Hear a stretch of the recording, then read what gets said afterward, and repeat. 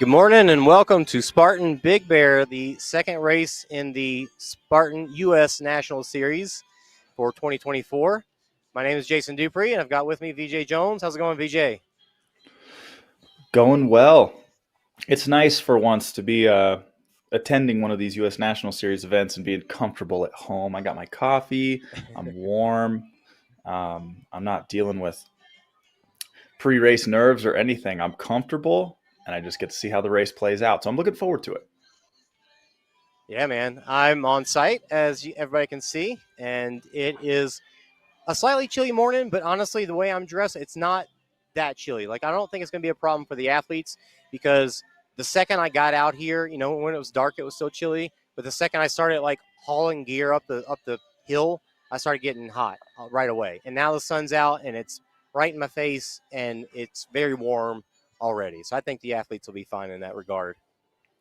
Totally. This early summer race, it always starts cool in the morning.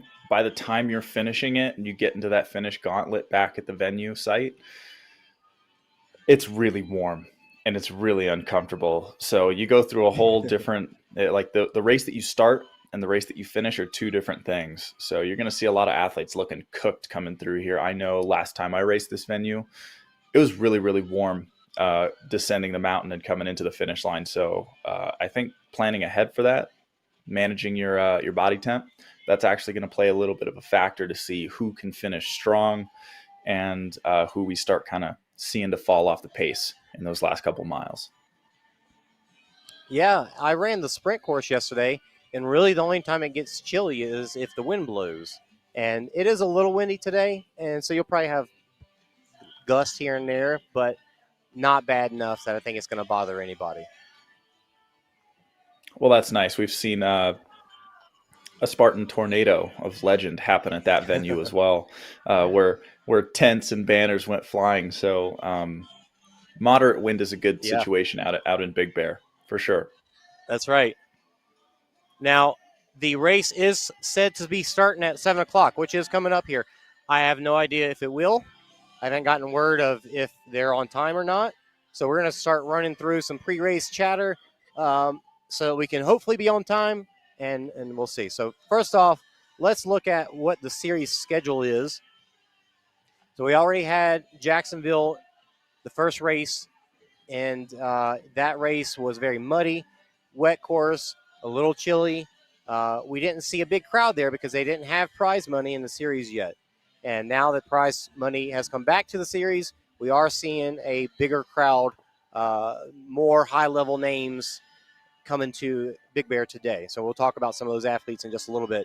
But the third race is in Utah on July 20th, and that's going to lead into the Pan American Championships on September 13th and 14th in Seattle.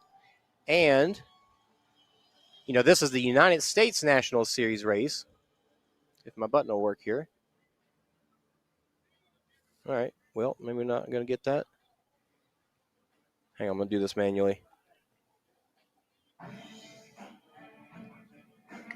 So looking at this schedule, we have 3 races in the U.S. National Series, one of each distance, which is cool, which is actually testing individual skills. And in previous series, we've seen almost entirely supers. We've seen very like super and beast heavy. So to get one of each distance is kind of cool. So if you're doing all 3 races, you're actually testing the core 3 Spartan distances, and we get to see who performs well across all 3, which I'm a fan of. And these 3 races are That's the right. main way to qualify into the Pan American Championships, which is our regional championship. Yeah, and yeah, very first time that they've done that, and this is the United States National Championships.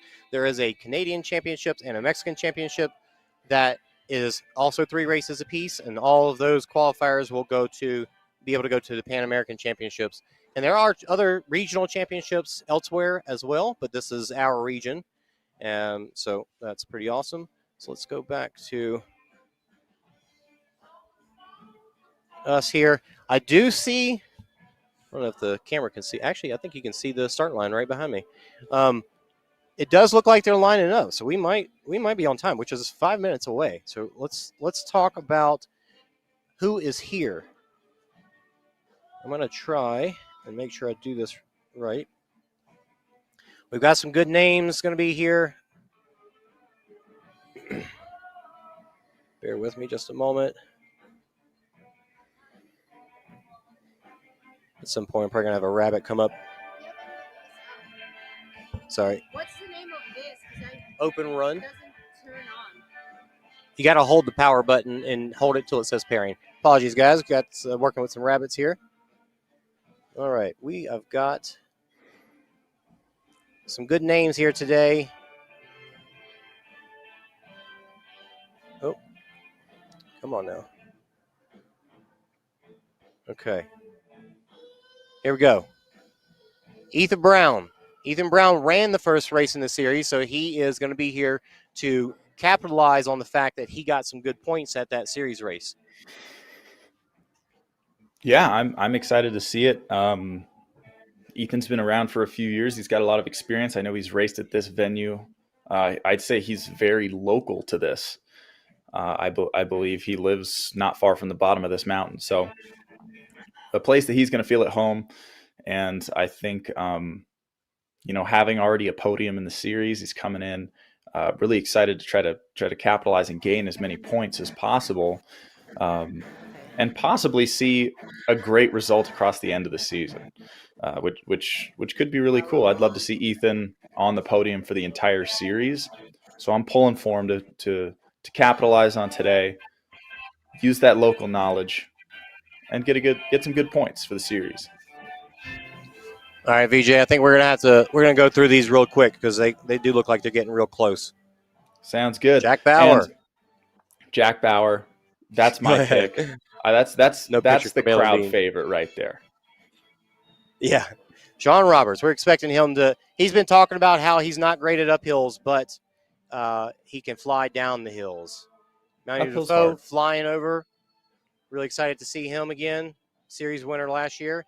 Hawk Yes, Call, sir. a man that everybody's looking to beat today, I think. The check already has Hawk's name on it. All he has to do is go through the process. So he has to cross the start line and cross the finish line.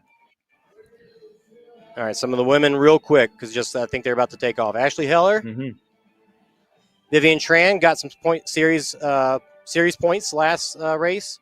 Julie Best coming in looking good at DECA recently. Faye Morgan looking to race strong.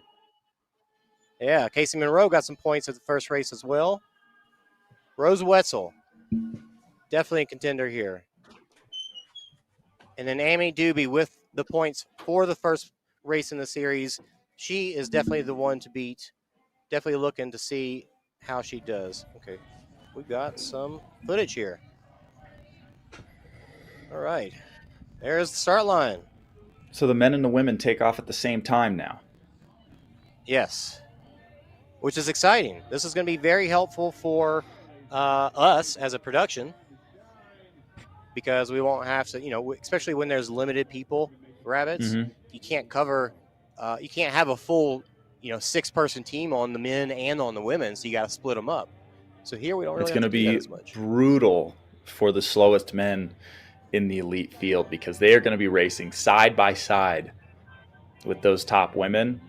And I know it's a little bit of an ego thing. You got to, when you get chicked, it doesn't feel great. I mean, I'm not saying that like it shouldn't happen or anything because my first Spartan World Championship, I got passed by the top 5 women early on. And that's okay because we have some incredible athletes out here, but they're going to be fighting for their right to stand on that start line, getting passed by the women right off the bat. So I'm pulling for them. Execute here. If our rabbits should be able to hear us. If we can get that camera back on the start line here. There we go. I've got my timer, but I'm going to change this. It says pro men. We're just going to change it to say pro in just a second here. I just want to make sure I get. Okay.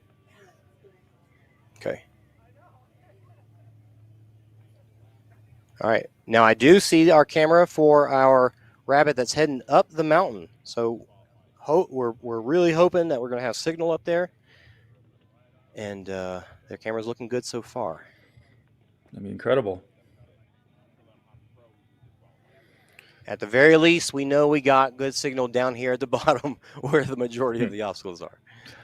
Cool. Well, looking at the men's start line here, I mean, hot call, breaking out the pirate shorts again. We've seen magic in those shorts before, so I have no doubt that he's the most proficient on this terrain.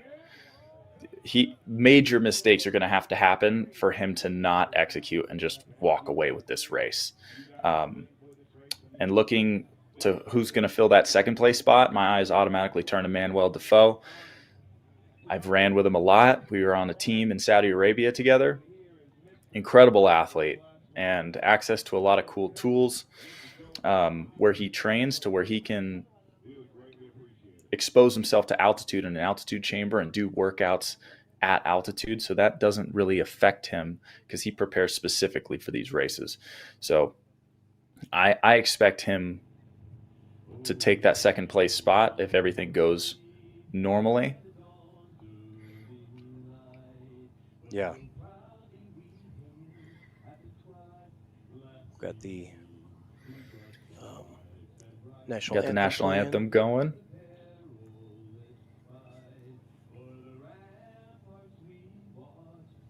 Looks like it's the gentleman at the start line there singing.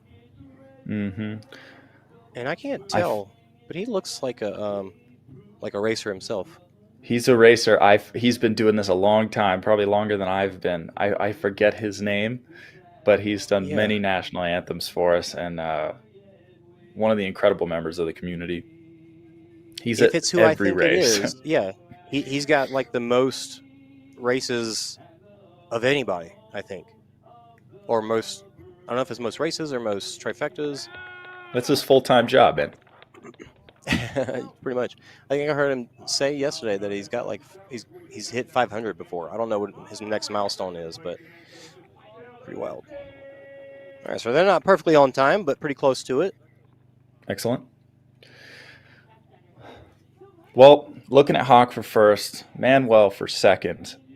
I think the terrain is going to be the biggest issue for Shawn Bobberts. You know, we've seen him on more pace-oriented, faster running courses in the Savage Series. He's dangerous and he's capable. But that like versatility to race across all the different terrain styles, we haven't seen that from him yet. So I'd love to be proved wrong and see him actually come out here and just dominate on some of these climbs, but it is yet to be seen. So he has the tool set to be fighting for a second place. We just have to see if he can put it all together today.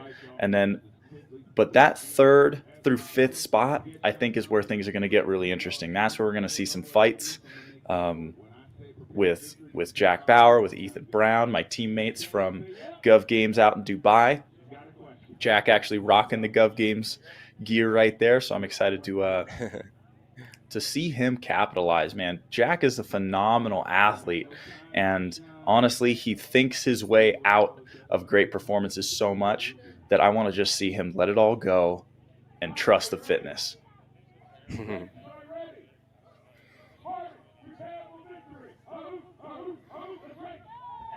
they are off. I do like that they're in one pack like that. That is cool. Under the A-frame, they're going to be coming back to later, and then off up the hill. Now we do have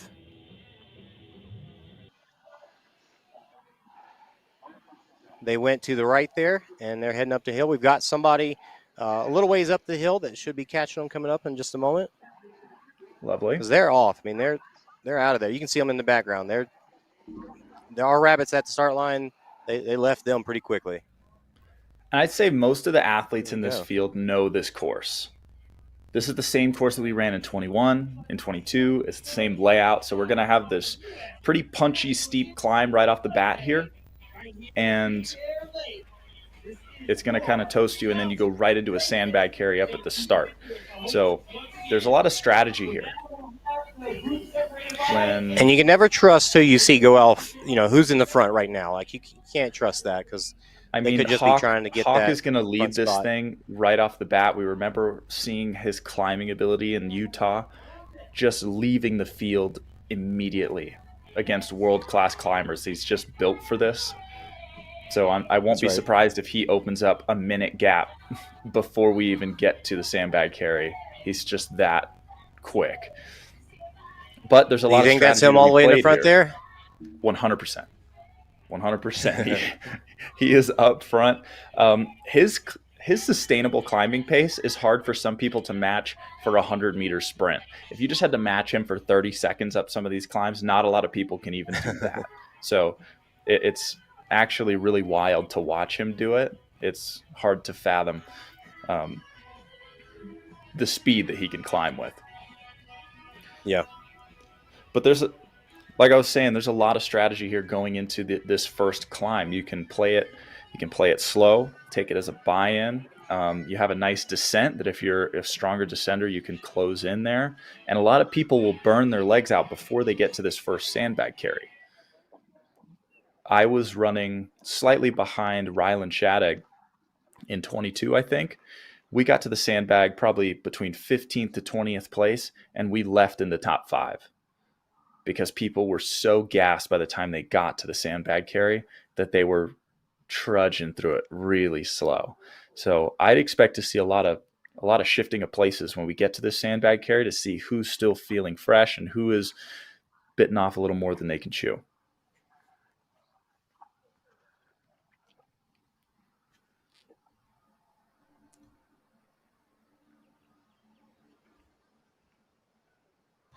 VJ, I'm going to leave you for just a moment. We did get another rabbit show up. I'm going to get them set up and ready to go. Lovely. So more footage, the better. I'll leave the mic to you. Cool. Well, while we have a moment here, let's talk about this women's field. We got some great athletes showing up today. I think this is going to be the more exciting race of the two. I mean, obviously we know Annie Doobie, phenomenal athlete, world championship podium finisher, won the first race in Jacksonville, and now she obviously has the skill set to win this race very comfortably. We'd have to see a big mistake, I think, out of her, but she's going to handle this mountain really, really well. But behind her, we have some very accomplished athletes, and I'm really excited to see that battle take place. We have Rose Wetzel, an OG of the sport, who's raced and won at all of these championship venues.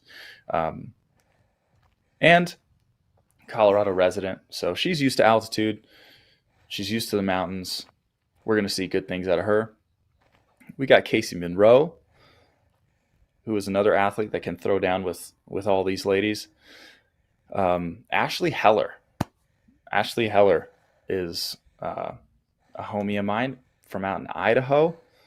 We know she can climb. We know she can compete. We know she can podium. So I think we have a few people that are going to battle for that 2-3 position that I'm really excited to see. And I think that's going to be the battle of the day. I'm calling it now. We're going to see some position changes, and it's going to be really cool.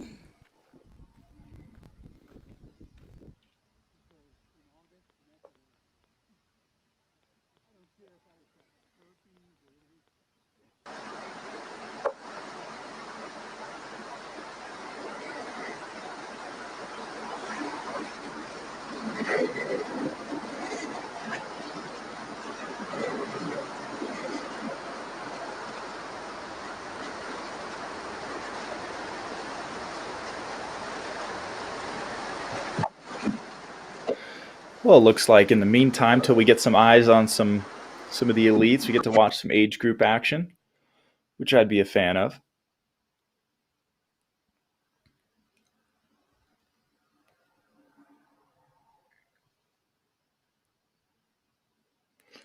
Once we get Jason back here, he has access to the controls. Love to go over a little course recap, kind of get an idea of what we're looking at here. It's a very familiar course for a lot of the athletes, but for anyone that's curious, we have that first punchy climb up to the sandbag carry that we were talking about. And they're going to come back right through the venue, make a quick U-turn, and head straight back up for kind of this broken climb, but it's going to head all the way up to the top. And that's where you're going to see the most moves being made on the climbing front. That first one, like I said, it's just a buy-in. Just a buy-in to this race. Get you warmed up. Here we go. Sandbag carry. All right, BJ. Yep. This is Let's see awesome. some We got action here. our person, Kathy, up the hill. This is the first obstacle, not the first obstacle, but the first obstacle that we're getting. Actually, you guys saw the a little bit of shoot, The overwall. the wall. Yep. Yes, sir. Yes, sir. So Was this is that the Manuel sandbag at the Depot? top of the first climb. Yeah, so we had Manuel. Manuel looks like he's in third right now. Manuel usually wears that red tank top. I'm not sure who that was in second. There's a chance that was Baylen. Oh.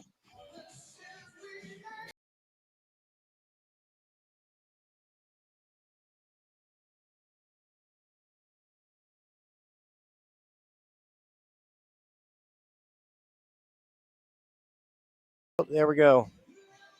Got a glimpse of Hawk coming down in There first. it is. Yeah, killing it.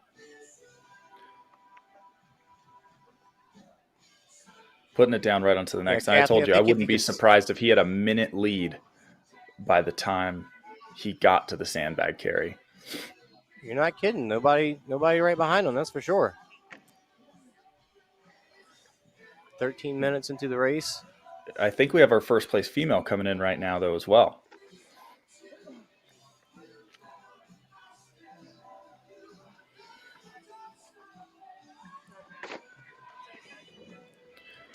No, second place there. Yep, that's Annie. Camera was a little blurry to see who that was. Annie, Yeah, let me see if I can make it a little reaching the clearer sandbag carry ahead of Shawn Roberts. for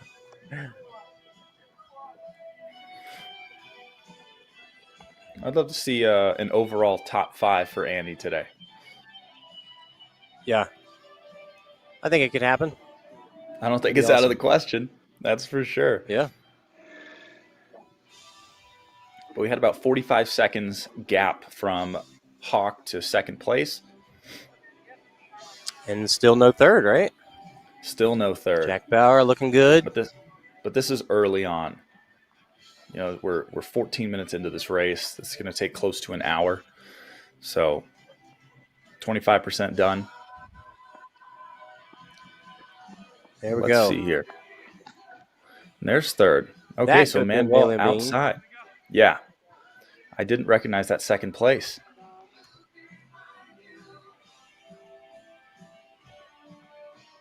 And that looks like Julie Best in second for the women. There's Dustin Needham. Oh, Manuel This has Defoe got to be there in Manuel fourth. in that red Yes, shirt. sir. Yeah.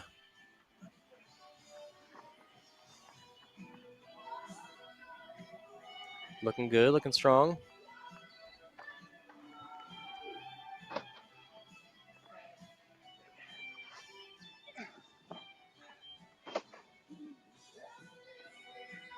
I don't think we've seen a third woman, but looks like this could be. That I'm looks gonna like call Casey Monroe. Yeah, yes, sir.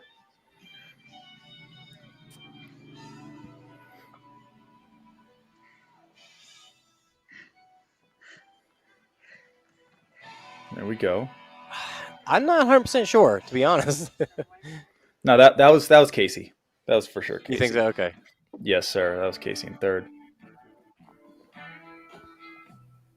I'm just stoked that we've got a camera with signal up here. It's awesome. Now this sandbag carry is pretty cool. It's not a crazy hard. It's not very steep, but you go over 2 big mounds of snowbank like you can see there. That's exciting. Shawn Roberts talking about how he is got some wheels going downhill. He says he's got nothing really uphill, but downhill he's going to be flying because he has no fear of death. Well, that's fun. I mean, it is a great tool to have. That was definitely a better tool than my climbing, but you need to stay in contact in order to be able to capitalize and use that skill set. Like if you have that tool in the bag, you need to stay close enough to be able to pull the trigger on it. And I think he's just a little out of touch this early in the race. Hopefully he's just being conservative and we can see him execute on the back half. Here we go, Jack Bauer coming down the hill. Now, Shawn did pass up Annie there on the sandbag carry. Yes, he did. Big moves.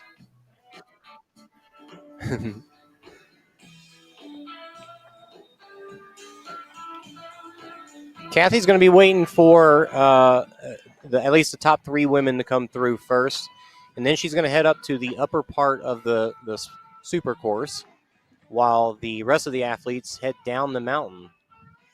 Yeah, if we can get eyes on second place right there. No, it's like as she walks up the hill, it gets a little rough. I think that was Rose Wetzel, actually. Rose likes to wear those bright colors. You're right. That would be her, and not Julie. So it looks like a top 3 right now of Annie Doobie, Rose Wetzel, and Casey Monroe.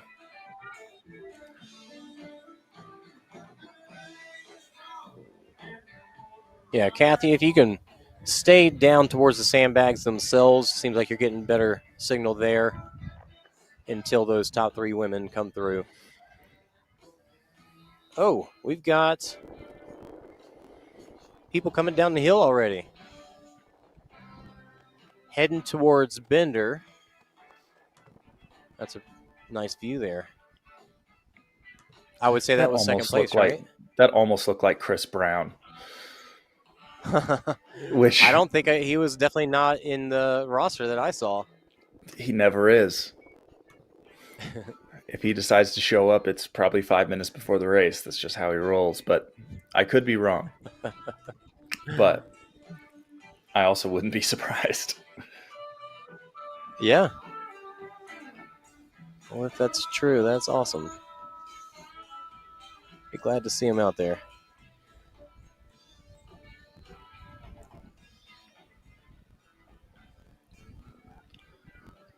Probably third place.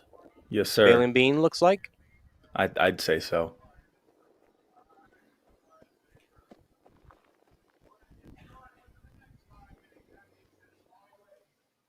Oh, I think I just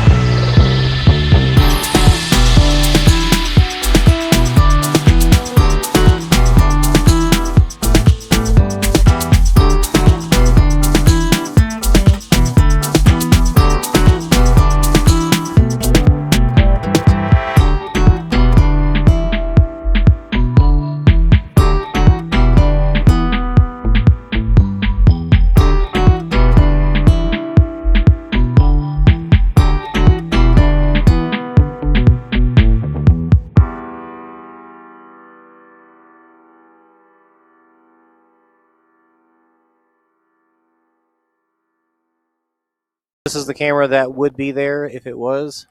Okay. This being the descent. It's a much better view here. Once the these athletes pass through, they're going to be climbing back up because after Bender, the course wraps around a little bit, and she's going to be heading up to try and catch them on that turnaround. Okay.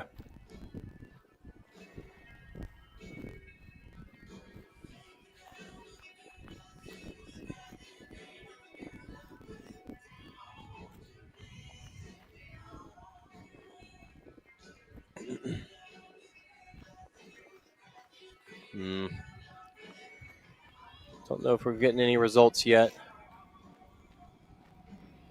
You never know if the the results match their systems working well. So it's something that they provide to us, but currently it does not look like the results are coming through. Sometimes they work on it mid race, and you. Oop, I think I might be. No, maybe not. We'll see. Sometimes mid race they'll start populating as they work on it. Okay. So we'll be keeping an eye on that.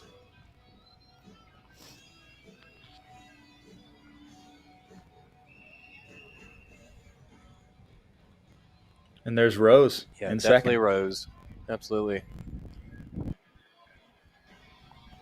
These It's downhills amazing. are freaking steep. Yes, this is one of the more brutal parts of the course. And then that final descent coming down that west side of the mountain. It's just this open, I think it's a big ski run in the winter.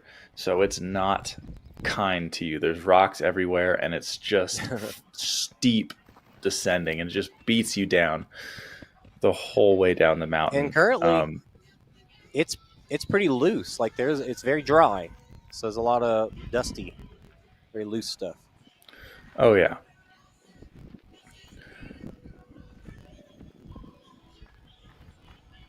Dustin Needham in a pretty good position, I'd say. Maybe in top 10. For sure. He's got to represent SoCal.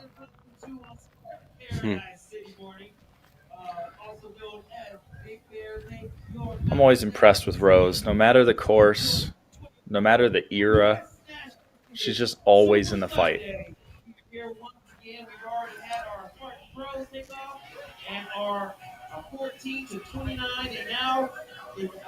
I couldn't tell who that was. I'm not sure who that was, actually. Yeah. She looks familiar. I know there's a couple women that Jack's talking about that. Yeah, because there's Casey. Eyes on. So she must have made the pass for third after the sandbag carry.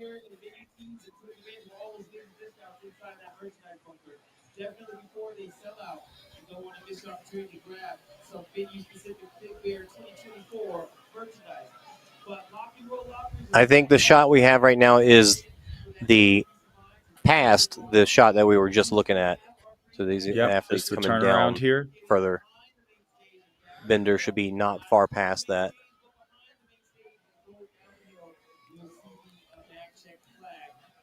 Yeah, and then they'll be heading back up shortly from there. Yep, there's Bender. So based on what we saw there, Casey being first up or third up the hill, and then fourth on the way down, we might see Casey make a pass back and then see a battle on the next descent all the way down, which could be really exciting.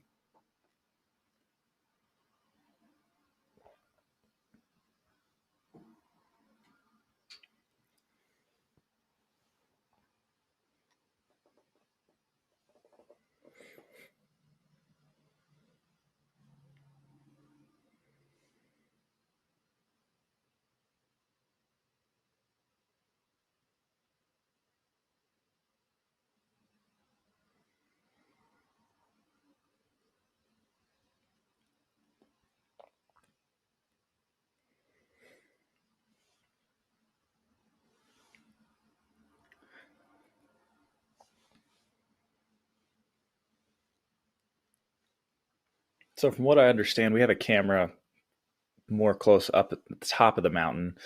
But that we're going to have a few minutes here because this is the start of a pretty brutal climb. It's broken up into a couple sections, but it does make its way all the way up to the top. So we're looking at a good 20 to 25-minute route up this hill. Once you get over this little false summit, turn right, you have a short descent. They send you back up, another short descent, and then you have the big climb. That's basically the whole second half of the mountain to the top. And it stings just a bit. But that's honestly not the worst part. It's that descent. It's going all the way from the top of the mountain to the bottom with no breaks. I think there's one 30-second break where you climb a little bit and then you're right back into descending again.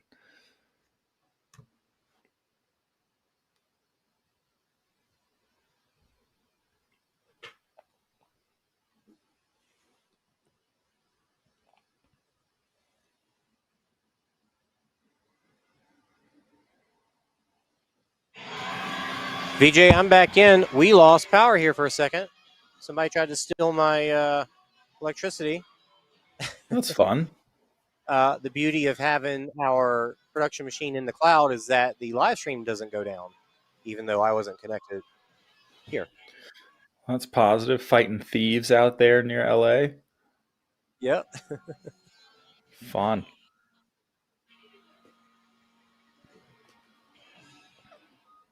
I see we've actually got, I know we might have a minute before the athletes get there, but we do have a camera on Stairway to Sparta. Lovely. Look at that climb. Could we check out the course map real quick? Yeah. That's a good idea. No, I've got it somewhere. Maybe I didn't set up buttons for it, but I do have it to show.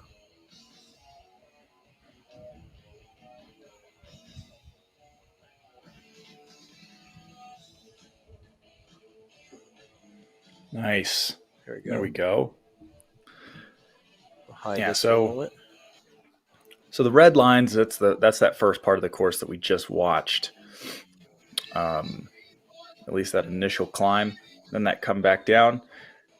And then where we just saw after leaving Bender, we got that short punchy climb, a secondary one, and then that second half of the mountain all in one go, which is going to be the real test of climbing today. Kind of starts in this back half. But I'd say a lot of the battles and the fights are going to be decided on this last descent. It's pretty brutal.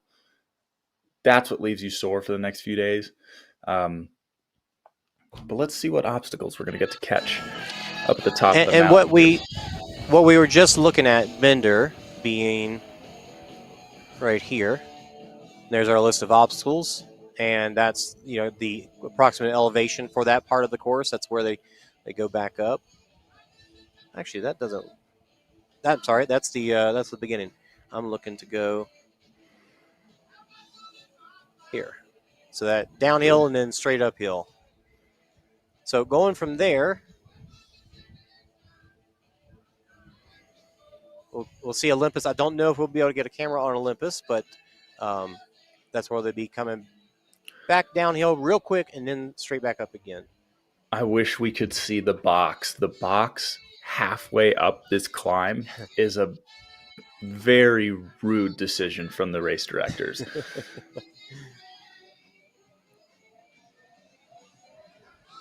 So then from there,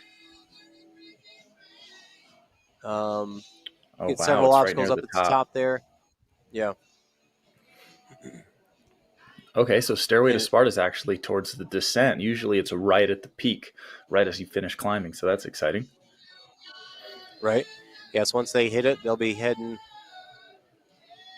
on down to little, it's not all downhill right away. You got some up and down, back and forth before you hit that long descent.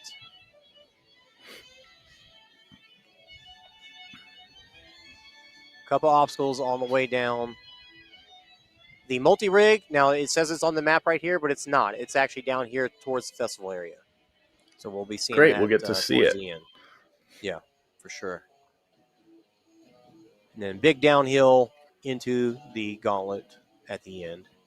So we're all here for this last 5 minutes. That's what we're looking forward to. Yeah, that's Everyone right. gets to the bottom here. We're going to see a ton of obstacles. Helix, rope climb, monkey bars, cargo net. Ashley Heller's back there. Little walk for a second after Bender. Yeah, might be having a little rough day out there. And it's also deceiving how steep it is right there. It looks flat, but it could easily be, steep right away. And Or you're she's going to just see taking a some break. people on all fours in the age group and open waves later today going up that hill, just to put it in perspective of how steep that climb is right there. I've actually That's right. skied down And that before. look at the nastiness of this terrain. And they are going up some steep stuff right there. And when you're descending fast, you don't have a lot of reaction time. You need to be quick. And when there's these huge gaps coming up like that, there's a lot of trust in yourself to just handle whatever comes in front of you. So these little ravines that are getting washed out by snow melt that are not nice to ankles, it's super sketchy out there. So to see, when Johnny was descending really quickly, when we're going to see Hawk fly down these hills, it really show them some respect for the risk that they're taking, but also just being confident enough to just trust that their body can handle whatever happens in front of them. And you can see they're on their toes hiking. You're not really putting your heels down much because of how steep it is. And Ashley Heller turning around, doing some backwards walking, and even stopping for a second to take a break. I think she's just being social. Really? Yeah, looks like it. Just having a good time with friends. I apologize. I'm blanking on her name, but I believe they are friends. The girl right next to her, they're usually out there racing together.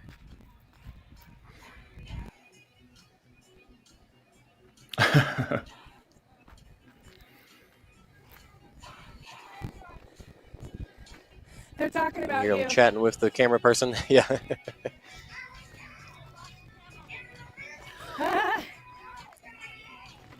They probably know how smart VJ was for not climbing up this hill. It hurts. It hurts a lot. Yep. Rabbit doing a good job hiking up the hill as well. Yeah, keeping up.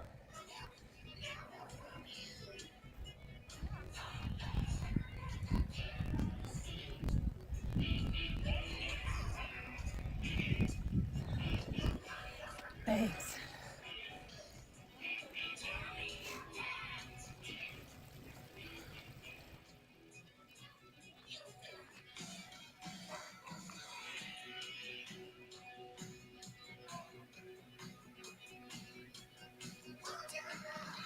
All right, so they are making their way up. The guys probably not. I would say they're probably getting pretty close to Stairway to Sparta if they're not already there.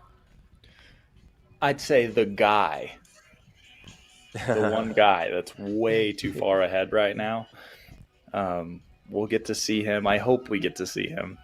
And then we're going to have a moment to wait for the rest of the field. Yeah, I'd say 4 or 5 minutes or so, and we should see him getting pretty close to the top there. I see one of our cameras that is up there at the box. It doesn't look like the signal's coming through clean. So, unfortunately, we may not get to see it, but they are there. Okay. Yeah, that box can wreak least some havoc on these athletes being right at the top of the main part of the climb. Yeah, that's rough. And that was intentional.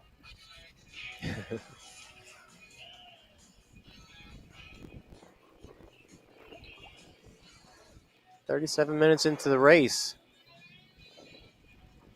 For those that want to support us for bringing these broadcasts to you, we have limited amounts of rabbits, but the more Patreon subscribers we get, the more money that we can put into the sport to bring people out.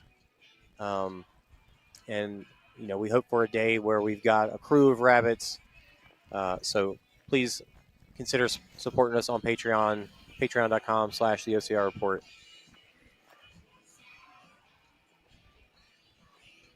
Now, we're actually getting a pretty good feed from them right now. Yeah, it's a beautiful view up here, though. Oh yeah. That's why I'm sitting here just enjoying it. That's Kathy. Kathy, how Checking is out she where- can hear us? Kathy, how is the any athletes Oh, come they're on through the box yet? mine You right still now. waiting on them? Yeah.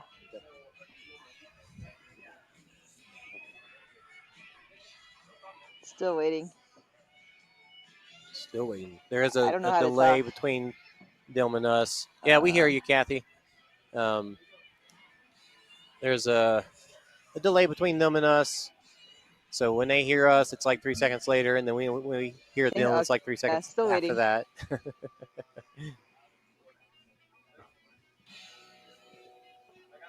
Yeah, we'll switch back. We still got the ladies hiking up the hill. Ashley doing the backwards walk again.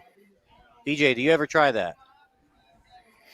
Only in desperate times. If you start going backwards up a hill, things are going a little rough on the day. Right. And I think Ashley on a good day was more than capable of a podium out here. So I think either she was out here just to have fun, or maybe she ran into some issues early on, and now she's just enjoying it. And it is a beautiful day, so any turnarounds that you do, you're going to get a good view. Yeah, and that's one of the downsides of racing really hard. You get this kind of Head tunnel down, vision. yeah. Yeah, so racing in Big Bear, racing in Utah, you get these gorgeous mountain views that watching the broadcast later or seeing course photos, you're like, oh, wow, it was pretty out there. But I was like seeing a shade of red and just single track in front of me. So it's definitely a different experience for racing for the win versus going out there for fun.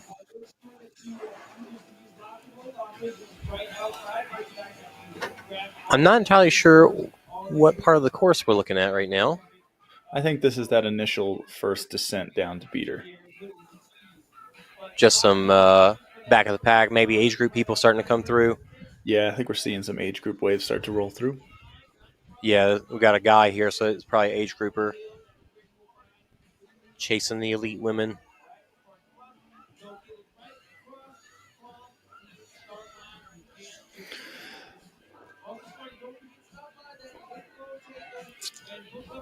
Man, I know we've got some cameras out there that are probably right in the action, and we're just not getting a clean feed from them, which is a shame.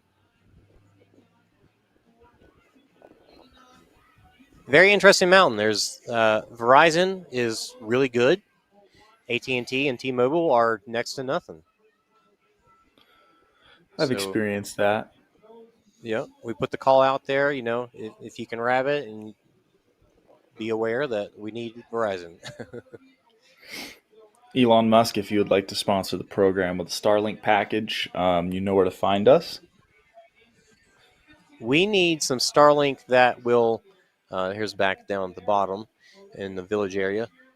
We need some Starlink that can be attached to a rabbit, small enough for them to run with and carry. That's what we need. Because we actually have Starlink to use for production when necessary. It's not necessary for us today, but we've used it out in Mexico, and it worked really well. Okay. Would a live view set up? Live view would. Live view is definitely one of the more expensive options that we've not gotten to yet. Again, if you want to support us, help us get to live view capabilities, patreon.com/the Report. That is definitely the next step. Cellular bonding is the next step in race course coverage. We need that cell bonding so we can get multiple SIM cards talking at one time. And that's going to level up production out here on these mountain races tenfold. That's right. Overnight.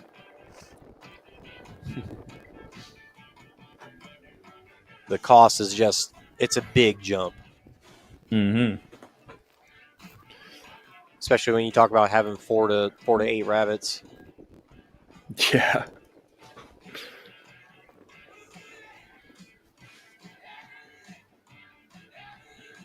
Now, looking down in the festival area, the rolling mud and the dunk wall, slip wall right after it, all before the bucket carry.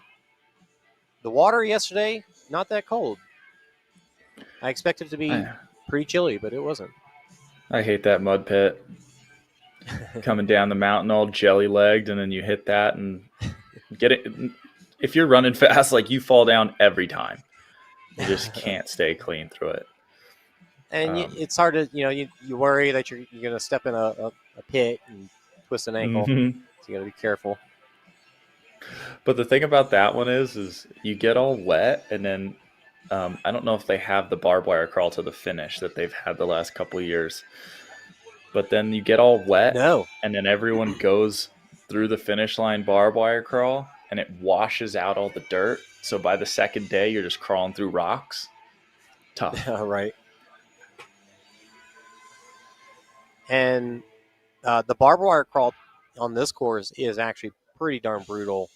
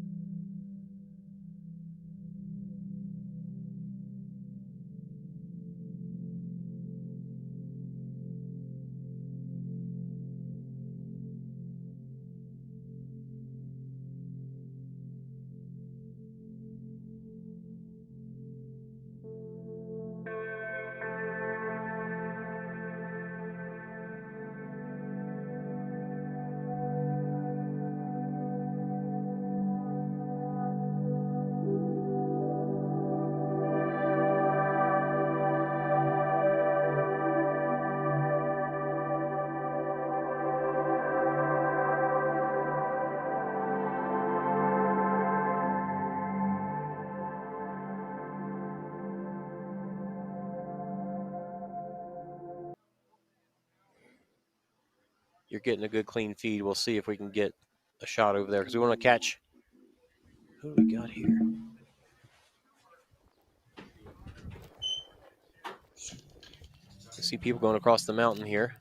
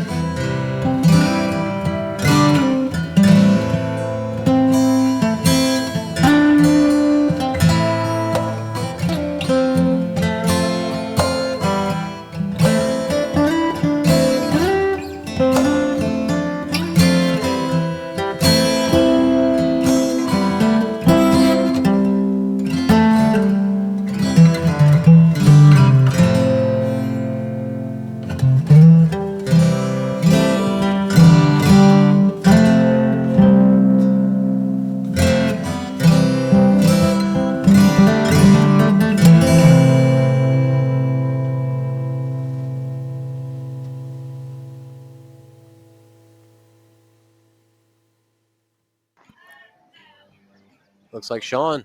This is about Shawn Yeah, Roberts awesome. So. making a move. Love to see it.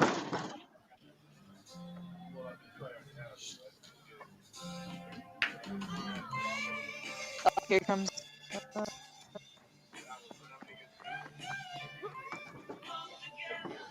All right, we got a little fight going on here. Love to see Yeah, it. very right on each other. Shawn's going to be looking to make some ground on that downhill for sure. He's got the turnover to make it happen.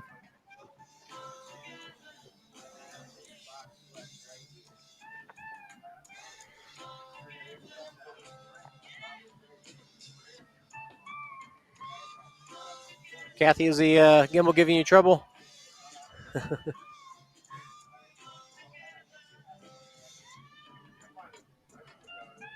little bit. It wants to rotate up on me. Don't see anybody else inside. Yeah, stay there until the Here women come comes through the since we got a first decent girl. feed there. Awesome.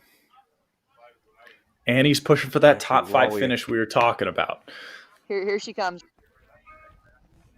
Oh, we switched off for just a second since we just saw somebody hauling down the mountain there.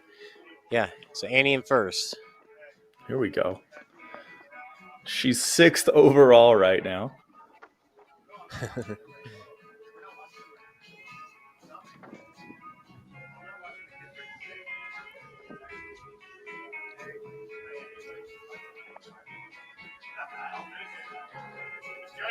Yeah, she's got to have a real comfortable lead by now. Yeah, definitely looks like it too.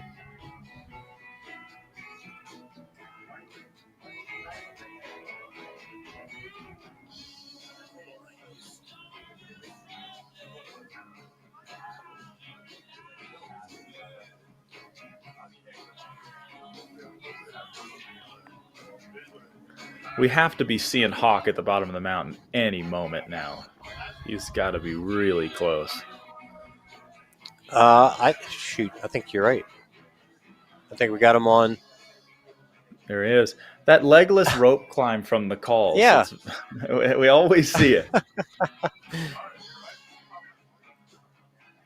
Unnecessary.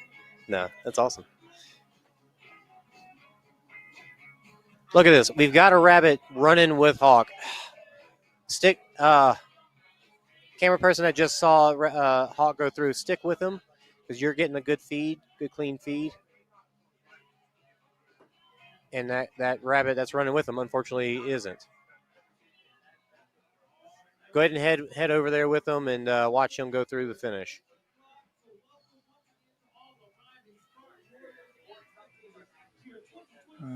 That's the wrong way. Yep.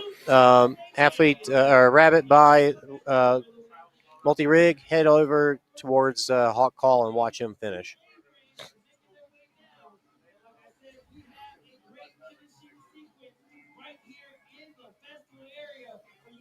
Yeah, we got a rabbit with. We should get him to trade phones.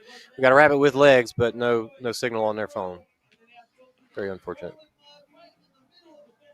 How close are you to that spot, Jason? Pretty close. You want to run could. over there? Let me see where they're at. Yeah, we need to see Hawk finish this race.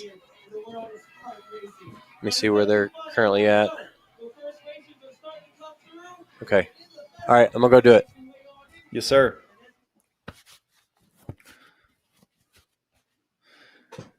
We're tagging Jason in to fulfill his dreams as an on-course rabbit.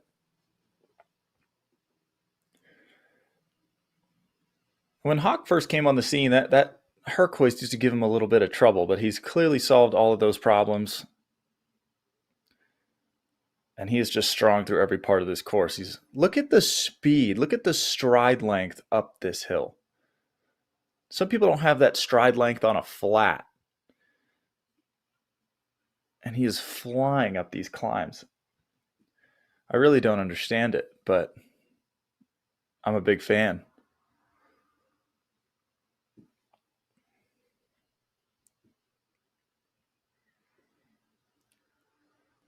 This is actually the first I've seen of the new spear throw with the wooden framework.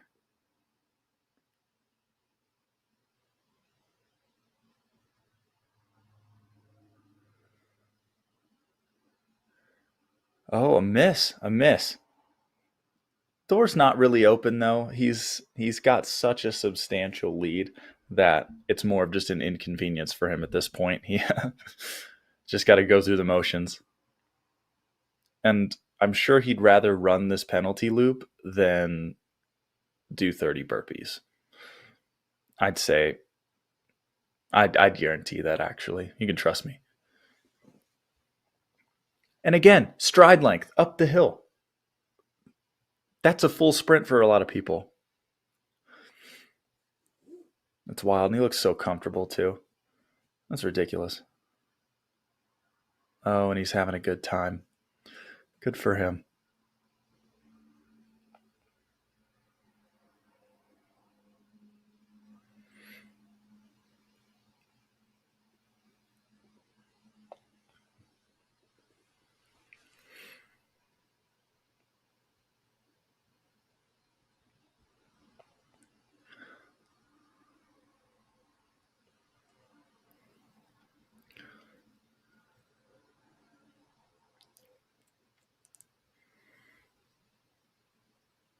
We might be having second or third coming down the mountain right now. And I think Chris Brown is racing today. I'd recognize that mustache anywhere. I don't have the power to switch cameras here, but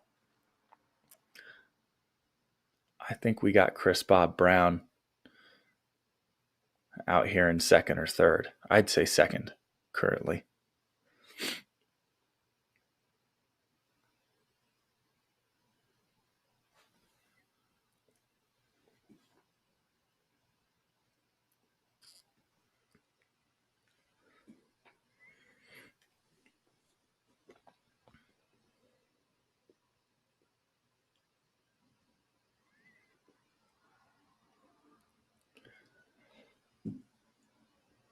This little climb here, just adding a little variety to the finish of the race, just a little insult to injury. You already climbed all the way up to the top. Why not do a little extra just to remember those good times from earlier in the race? And this man is in great shape right now. To not have to push at all, he must be comfortable. And the speed at which he's climbing, it's impressive. Just cruising along at paces that most people can't hold maxed out.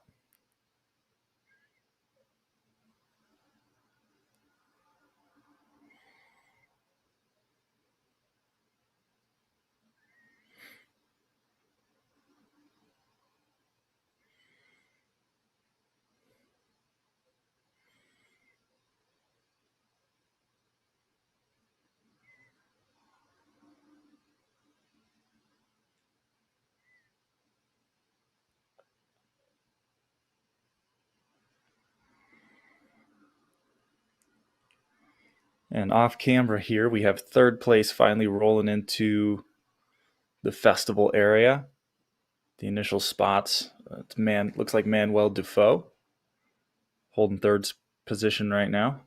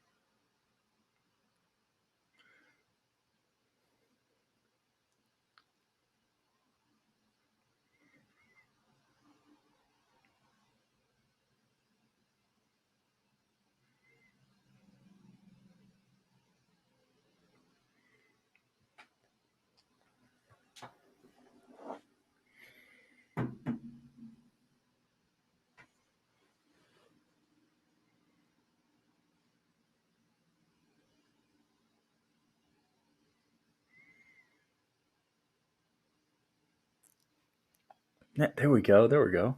Getting some eyes. I think that's Chris Bob Brown in second place right there, coming up to the spear throw. He could make up some ground here, but it's not going to move the needle as far as where he's going to finish.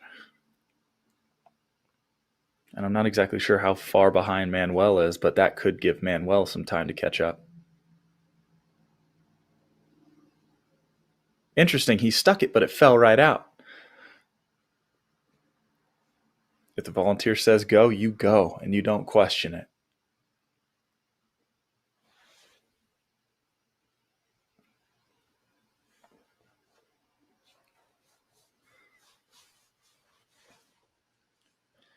And Hawk's still running the bucket up the hill. Has no need to, but just letting everybody know he can.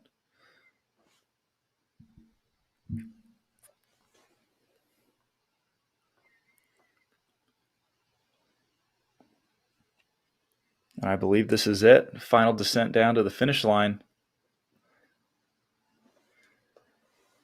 Hawk call. Champion in Big Bear. No surprise here, but just executed very, very well, showing those mountain legs and nabbed himself a win in the U.S. National Series. And I believe that punches his ticket to the Pan American Championships, and well on his way now to the Spartan World Championships later this year. Big moves. Big moves out of this kid. Look, not even out of breath, just comfortable, in his element. 40% grade. He just lives there. He lives on it. His house is actually very slanted because he's always there.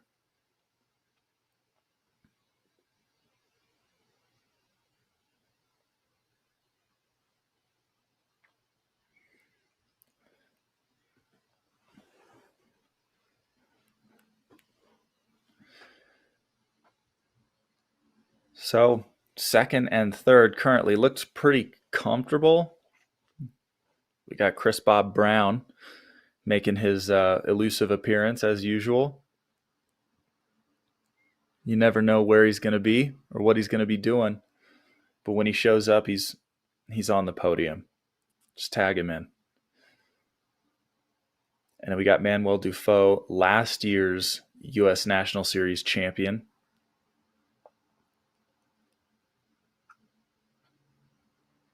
Or it might have been North American Series last year. Yeah, there he is.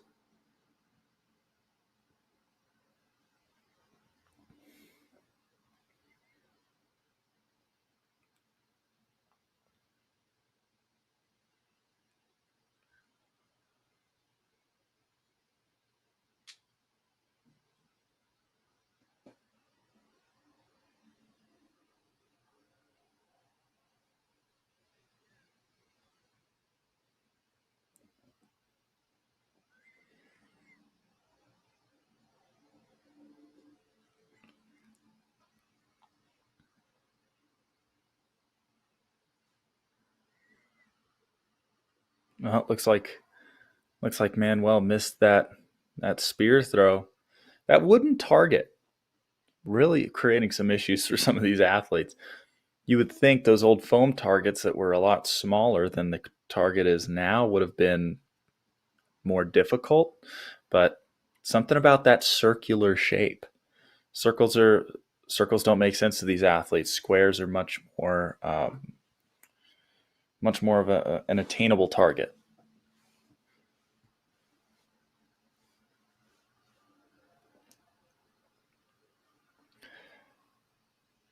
So I think we can lock these two athletes in. There's nothing failable moving forward. Oh, it looks like fourth place had a chance to pass and actually missed the spear as well and is doing the same penalty loop. So that's 3 of our top 4 missing the spear today. What they would give for a laser pistol right now.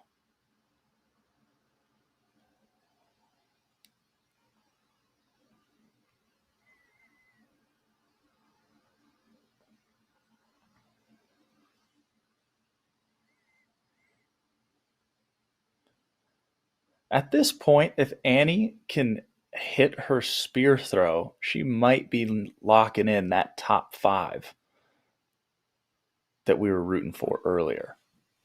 I'd love nothing more than to see that.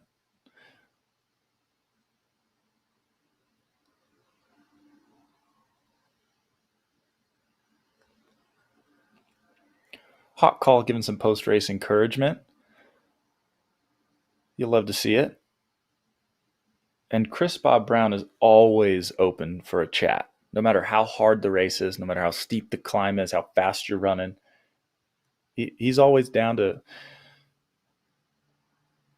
just have a little chat, exchange some words. And he's always got fun comments for you on the course. And it makes you feel like you're working way too hard because it doesn't seem to matter how difficult the effort is. He can always just throw a little something your way.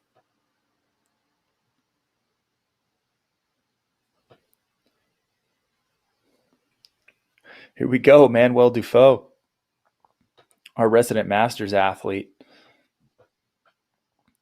True stud of the game, really.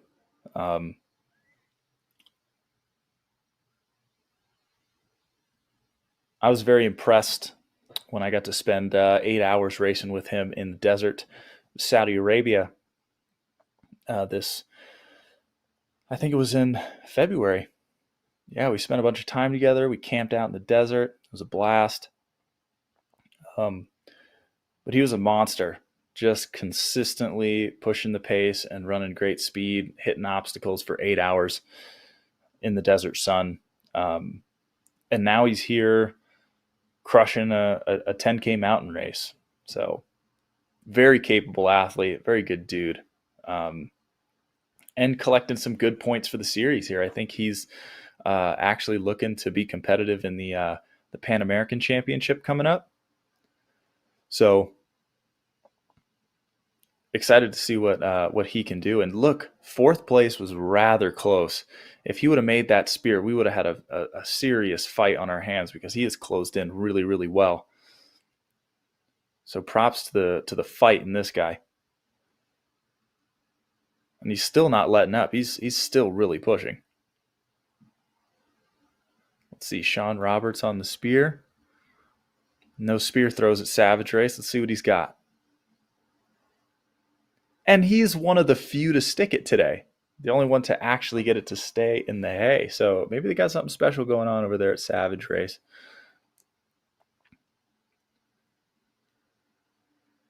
But I believe he's comfortably in 5th place right now. So I think that's going to be a first top 5 at a US National Series for Shawn. So racking up some points. I don't know if 5th place is actually good enough for a qualification to the Pan American Championships, but it might be. So we'll have to double check the rule book on that. But this might be just enough to punch that ticket to that Seattle race later this year, which should be really exciting.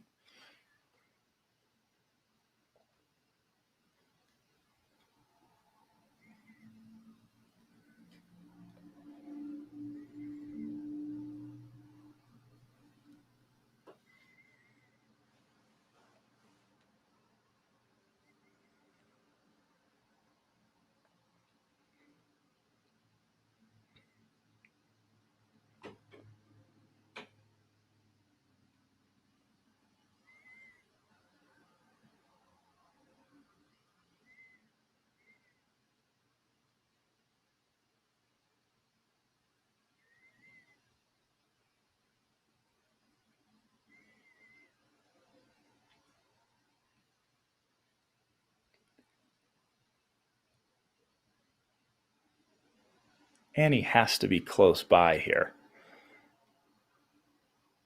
She was rocking 6th place for a while there. I wouldn't doubt that she's held that position. Maybe she's just realized that she's really comfortable where she's at. So just settled in, locking in the finish.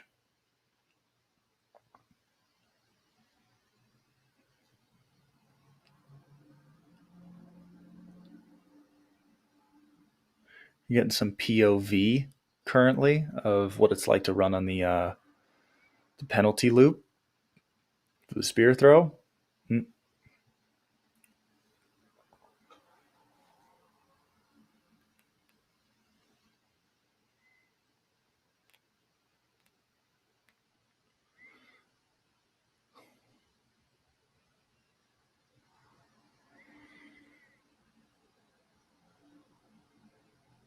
Here we go. There's Annie doing her thing. Mountain Goat Girl on Instagram, living up to the name here.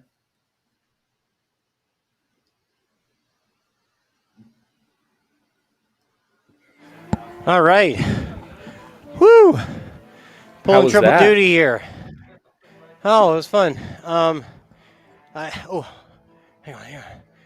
Where's this camera? Got some people on the rig. Oh, on the monkey bars. Ooh, good move out of Ethan.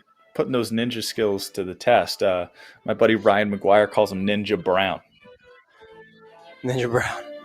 Ninja Brown. So our rabbit that has the wheels, his signal wasn't coming through, so I handed off the phone that I grabbed, gave it to him, so he can follow the women through the end. Okay, excellent. Well, Annie has a very sizable lead, and she's in a really good position here. So this is just to save her a little bit of effort and give her just a more direct way to the finish line. Hey, nice. I'm not sure if there's been an update to the rule book, because that's the second one that we've seen kind of touch the ground, but it's really tough to get them to stick perfectly in those bales of hay because it's a natural substance. So things move, things shift. So it's, and especially this is second day of racing. So did it just bump the ground or did it end on the ground? No, it just bumped it. Just touched it. It's not on the ground. I think that's okay. Right. As long as it doesn't come to rest on the ground. Mm-hmm. Yeah, we saw Chris Brown's totally fall out. Oh, yeah. Of the spear. I saw that. Yeah. It was like he ran away before it popped out, and I guess they just said go, so he's good. Yeah, it used to be if you can get out of the area before it falls out, then that's okay.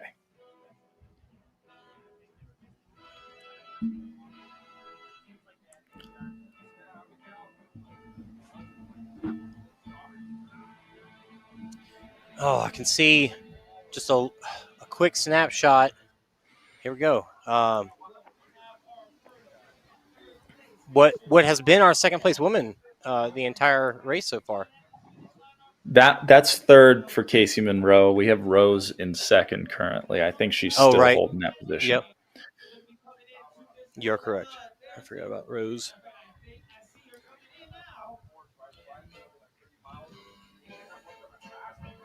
Annie about to go through the dunk wall here.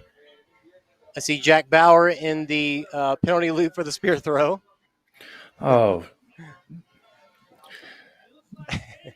Jack lives right down the road from me. We're gonna have a discussion about this spear situation.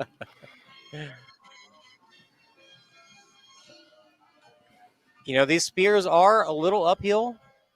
Mm-hmm. And you got to give it some juice. You know, it definitely makes it trickier. Right. You got to kind of aim high, put a little mustard on it. That's a baseball term, right?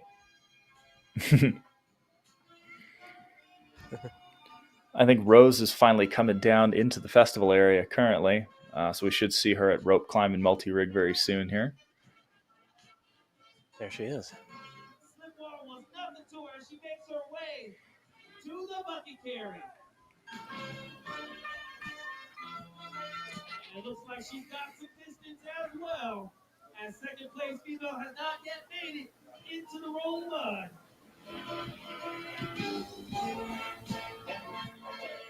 I didn't make a button for monkey bars. How about that?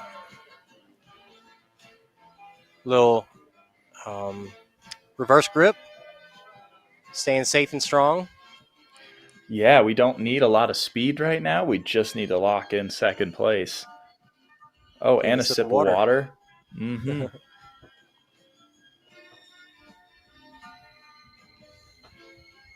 All right, Rabbit, that's at the monkey bars. Once the next woman comes through, go ahead and stay with them. Stay with them through the rest of the obstacles once you get that next woman.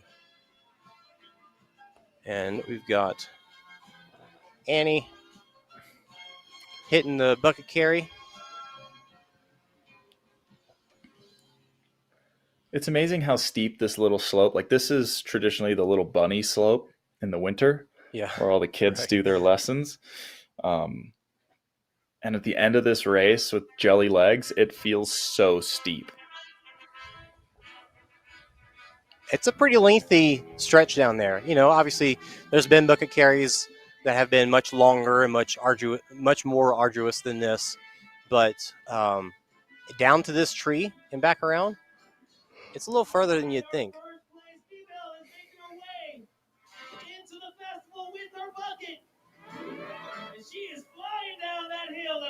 I like this little loop around the tree, though. That's very cool.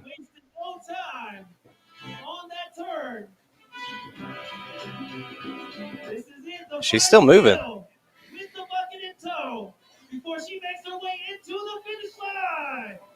Makes it noise for Annie. Jeez. Some strong legs there. Yeah.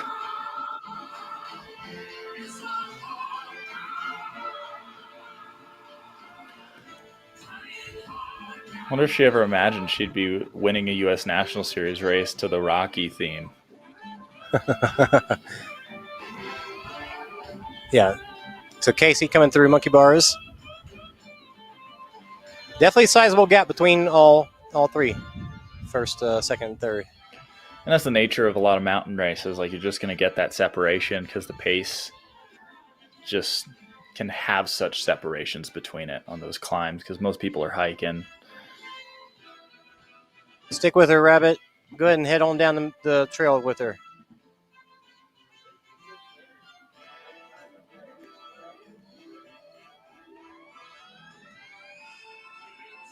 Got Annie still on the bucket carry. Mm-hmm.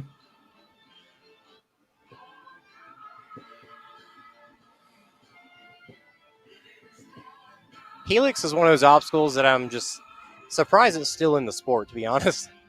I guess Spartan bought them, so got to make use of them. Annie's They're finished just the bucket. it's just a little tricky, and when it gets to the end of a race and you're really tired, you just have to making decisions of which place to hold with your hands can actually like be confusing sometimes. So yeah, I think it's cool to have, especially when you get it in the rain. Like people do fall off of that thing.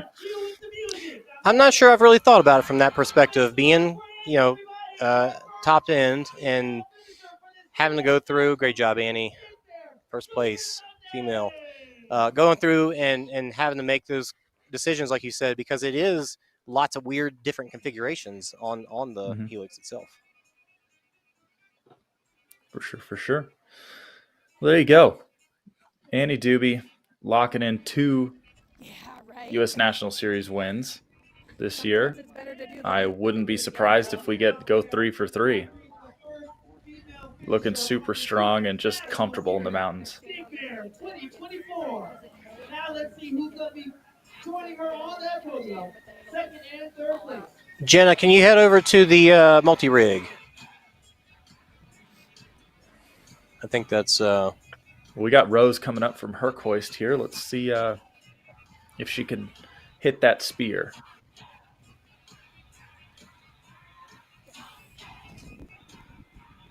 Yeah, Jenna, you can go ahead and stay with her for the spear throw. Stay with Rose. Now, Casey is close enough that if she misses this, Casey's got a chance. For sure. It could be a battle to the finish here. Hopefully Casey knows that and she continues to push just in case she gets that opportunity.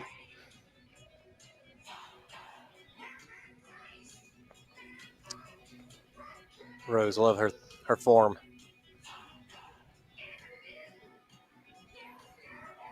That I couldn't see it because of the glare, I guess. Oh, it must have missed. I was very surprised Yeah. to watch her throw that and not look at the target until the very last moment before she let go of the spear. She was looking at the spear the whole time and then looked at the target as she was throwing it. But Casey, through the multi-rig, going over A-frame. I think she's actually on her way down right now to the Herkhoist. I did see, I think that might be 4th place right there. I think 3rd place is down at the Herkhoist currently.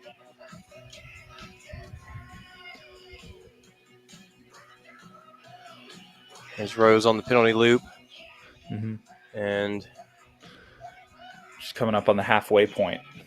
So this could get really interesting right now.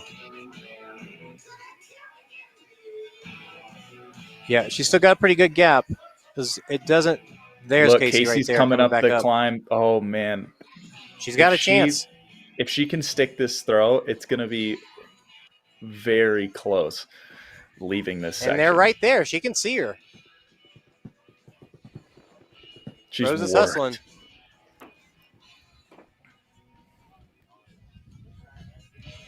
Casey, give us a show. Come on. Come on, Casey. You got to go. You got to make it. No hesitation. Grab and throw.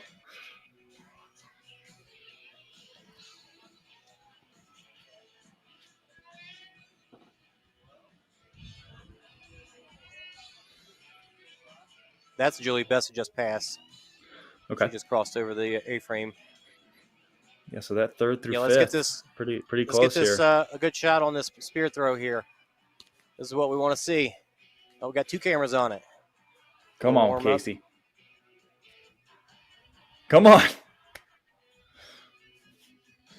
Yeah, she needs to roll. I think Rose is out. Rose is out of You the. can rest later. You need to go. Still got time to catch her. Oh, it sticks it. Come on. Wow. You can see Come her on, now. let's go. She's got a chance to chase her down. Absolutely. Oh, and I think she knows it now. She's going. Yeah. This There's bucket Rose carry right is going to ahead. be absolutely brutal. This is what we love to see. We love seeing people, blow it out, but this is the fights. The fights is where it gets interesting. Oh, absolutely. Got a quick spear throw shot. And I don't know if Rose knows how close she is. She hasn't seen behind her yet.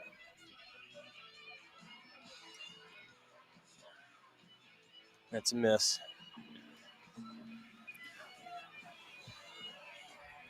No, she knows now. So close. Oh, come on. I think she's making ground.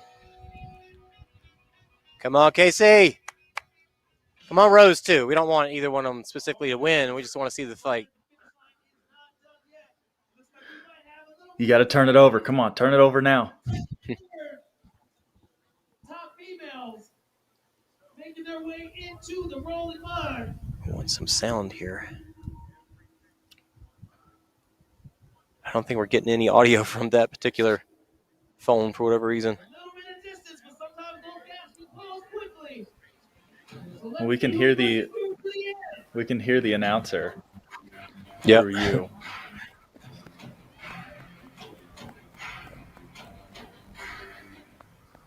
Here, we'll keep this audio from this phone on, even if we switch. There's Casey. There we go. Casey's still not quite in rolling mud. Rose coming out.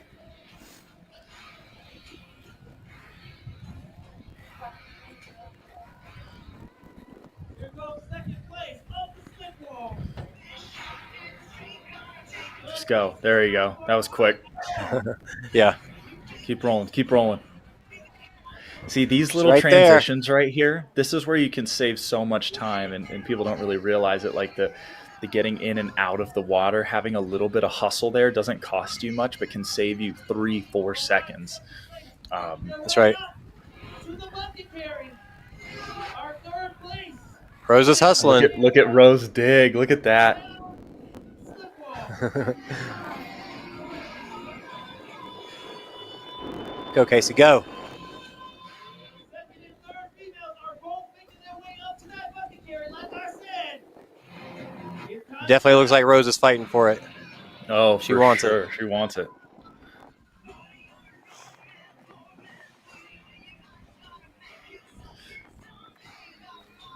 Casey's not letting go, though. No. You gotta move.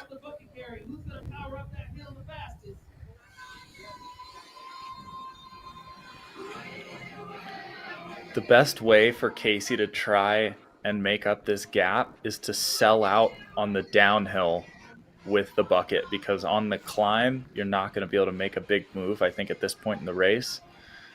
But if she's willing to just sprint down this hill, yeah, at least that's how I would approach it. That would be, and especially with Rose going with the front carry. Mm-hmm. If Casey goes over her shoulder, she can book it. This is my petition for Spartan Race to bring back the mandatory front carry. Big fan. Big fan. It made it different. Now it's just a plastic sandbag. And it hurts. It hurts. I have bony collarbones. A lot of people got bony collarbones. And setting that basket on it, it hurts. Yeah.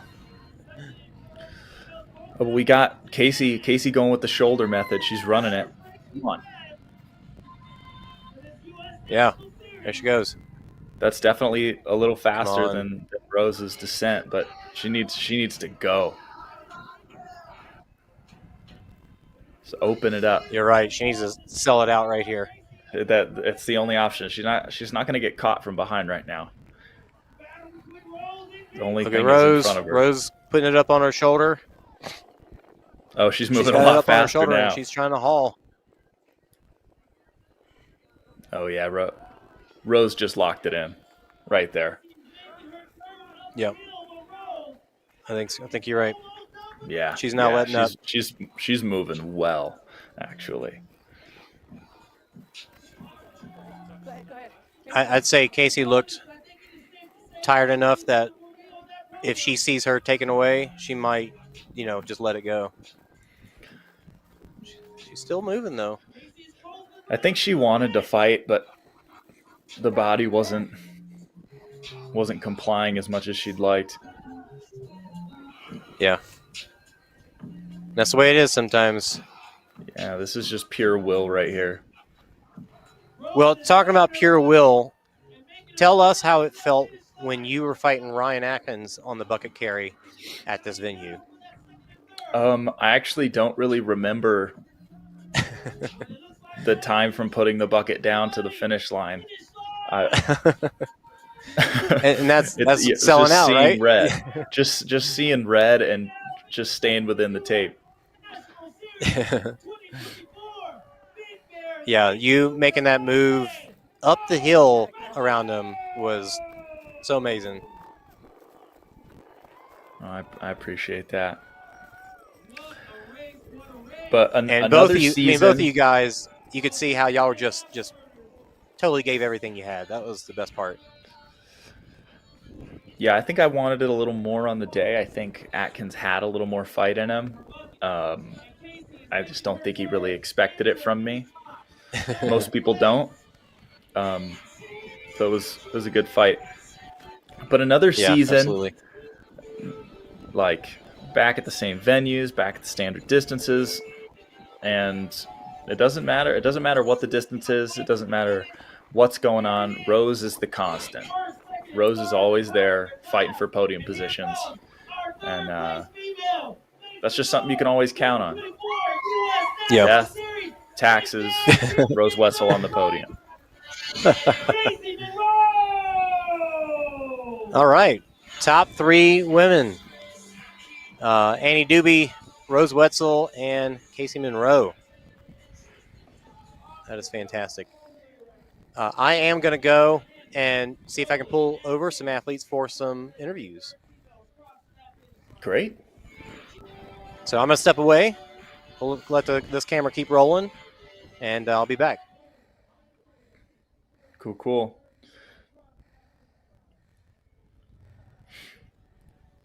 Camera at the finish line. If you can hear me, ask Jack why he missed that spear throw. I'd love to get a word from him here. No excuses here. There's just no excuses.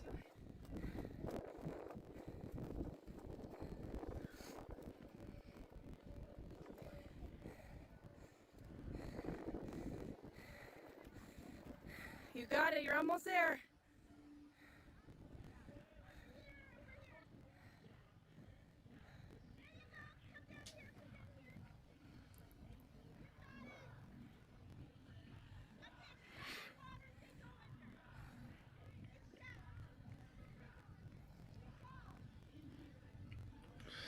Quite the flattering angle here. Just checking out Hawk.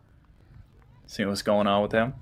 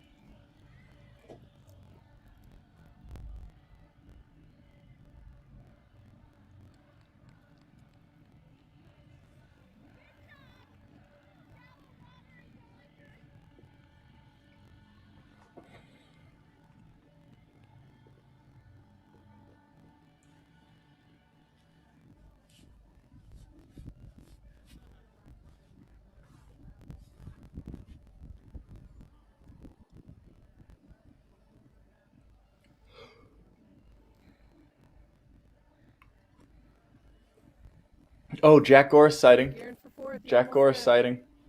Love to see it.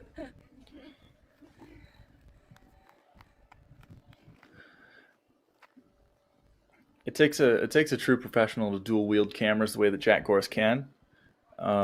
So shout out him, head photographer of the VOCR report.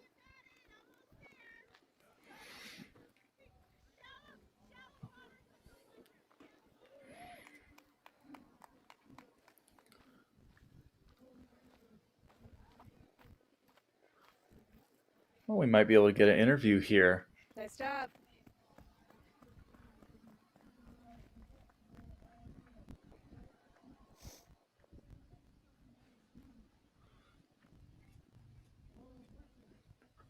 There's Jason, one of the hosts today, showing his obstacle proficiency, climbing right over that fence, no problem, no hesitation, no struggle, and right into a run. That's transition speed right there that he's displaying. I'm very impressed.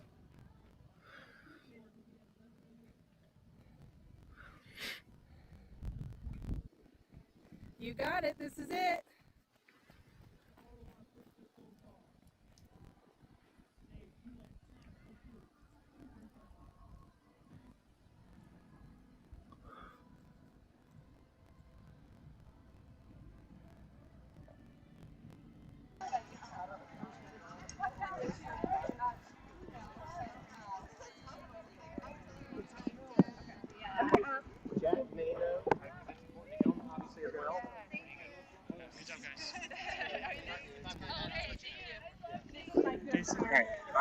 I'll take it. Appreciate it, man.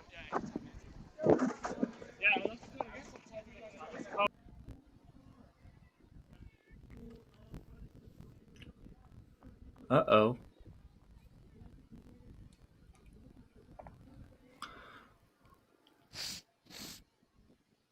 Looks like we might have lost camera 4.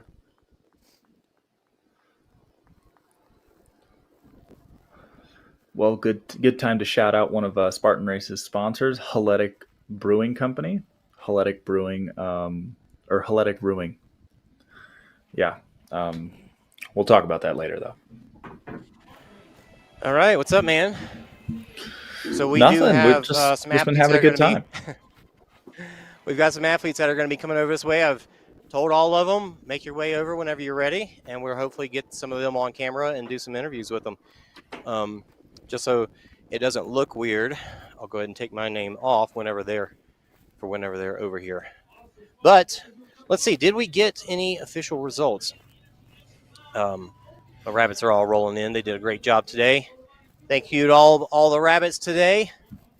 Everybody did amazing. You can go to just leave your gear, turn off the gimbals. Let's see how the results are looking. If we got anything out of them. So what were you chatting about while I was gone? We talked about your obstacle proficiency, climbing that fence. It was really, really impressive to see. I wanted to hop over it, but those things are rickety, so I didn't want to bust my face either. We also tried to address the Jack Bauer missing the spear situation. We didn't get a response out of him. No, we just kind of watched the feed, got a good look at Hawk Call for a little bit. He looks like he had a great time. Here we go. We got some results. He just went for a run. Hour and 6 for Hawk Call with a 5+ minute gap. There's Hawk Call right now. Hawk, we're just talking about your results. What are my results? You finished in an hour 6 on the money. You want to come sit and chat? My sweet number lately. All right. Let's see which one we got here. Just turn both of these on. All right, here you go, sir. We're gonna move this out of the way so we can see your pretty face. Well, I don't know if it's pretty, but appreciate it. Oh, you got to have some confidence, man. You got to know how. BJ, I'll let you take the questions. Yeah. So, first of all, good to see you. Good work. How was it Thank feeling you. out there? You looked like you were just out for a Sunday jog. Is that how it felt? So. It was no, it was it was a really good course, and it was not as not quite as competitive as Spartan races usually are. Hmm. Which I mean, I totally understand. Like this series this year has been kind of back and forth on who's going to show up, who isn't. But it was still a great day though, and it was a really pretty course. The weather is beautiful, so that's always a plus. Yeah, and I guess not racing as hard as you can gives you a moment to actually kind of look around. We were talking about that earlier. Like last time I raced in Utah, I was just like head down. I didn't get to enjoy any of it. I missed the whole thing. So hopefully you get to catch some of Yeah, those just views. But talk me through a little bit about like what the season's looking like, how you're feeling right now, shape wise, and if you learned anything about yourself today, or if you're just another step in the season. Yeah. I feel like I'm honestly in the best running shape I've ever been in up to this point. My uphills are super strong. My descents are also super strong. I've been working a lot on my road running as well as trail running, just kind of all around. I did the Salt Lake City half a few weeks back and ran a 105.19 at elevation, which I was pretty happy with. And Yeah. then before that, I had a trail race down in St. George that I just went and blew out of the water.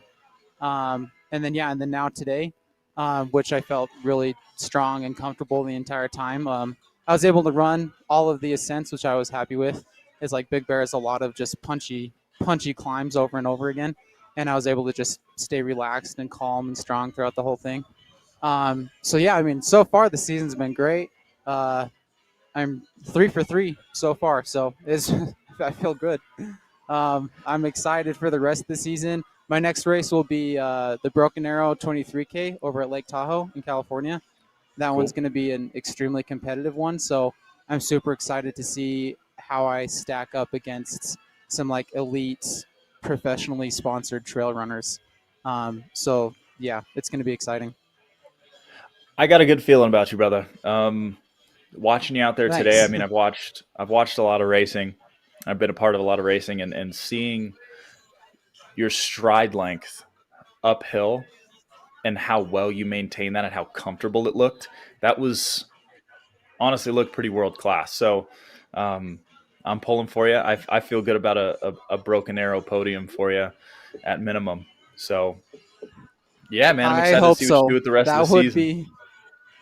Thank you. Yeah, I'm excited too. It's gonna be a good year. I can feel it. Heck yeah, we got any international plans this year? Any big races? Um, I'm not sure. I haven't decided yet. I really wanted to do the 8 hour infinity race over in Alula a few months back, Mhm. but I was dealing with some foot issues at that time, and I was like, I went out for like an hour and a half to 2 hour long run, and at the end of it, my feet were just killing me. I was like, it's just not going to happen this year. My feet are just too beat up at this point.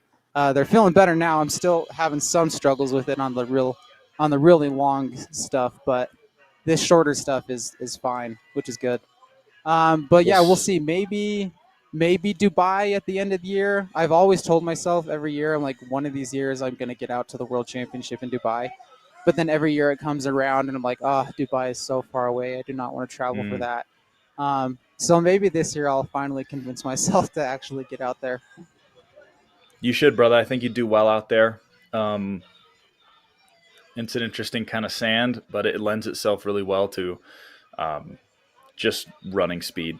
That's the biggest difference maker out there. And if you're in as good of shape right now as you are, um, I'd definitely plan ahead, save your pennies, Yeah, and for let's sure. let's get you out. Let's get you out to Abu Dhabi at the end of the year because you're looking Spartan World Championship shape right now. So I'd take a shot at it. Thanks. Yeah, I'll definitely think about it. I've got some good competitive trail races coming up here in the next summer months, and so yeah, December is like, as far as time wise goes, it ends up working out perfectly. And Mm. like, I don't have any other big races around that time, so it would definitely fit well into the schedule. If I can just, like I said, convince myself to get all the way out to Dubai, then yeah, I mean, I feel like it would be 100% worth it, and it would be a ton of fun. And then stay tuned for some potential news coming out of Saudi Arabia soon. I think there's going to be Okay. some cool stuff that you'll definitely be interested in, and stuff that you won't have to necessarily pay for. But you should definitely That would be there. amazing. Yes, sir. So just stay tuned for that. I think there should be some exciting stuff soon. But congrats on the win. Punch the ticket to Pan Am. Thank so you. I hope you'll be there. Yeah. Yeah, and we'll. I'm excited to see what you do with the year. Thanks. What about you, real quick? You going to be doing any of these series races? Or are you I'm got retired, other plans? man. I'm retired. You're I'm retired? Since yeah, when? dude. I'm kind of made up my mind like a couple days ago. I think So recent. So you've still got a couple days to change your mind then. That's true. That's true. It might be kind of like a Hobie Call retirement. Yeah. We'll see. Go back and forth 2 or 3 times before you really nail that Yeah. coffin shut. Yeah. We'll see what happens. Yeah. But as of right now, I'm enjoying a little time off. I realized I haven't taken more than a week off in probably like 7 or 8 years. So I'm taking a well-needed little break here. Well, that's good. Rest is good. That helps you come back stronger. Yes, sir. But yeah, enjoy the win, and it was good talking to you. And then let's see what's going on with this gentleman next to you. How are we feeling today? Sounds good. Feeling all right. Definitely felt the elevation out here. Not used to that coming from the East Coast. I'm a flatlander, so definitely felt it in the lungs and in the throat now going up those hills. Felt kind of like a mini Killington at altitude. Yes, sir. Yes, Lots sir. of good burn in the legs. And you got the dry air out here too. On the East Coast, you have that humidity that changes things up a little bit. But when you come out and then you sell out on altitude, you get that burn, and that burn is going to last a couple days, just to remind you of what you did today. Oh yeah. But absolutely, it's a lot different than what I'm used to. Walk us through the race a little bit, how we were sitting out there, how we were feeling. Yeah, definitely felt the altitude right away.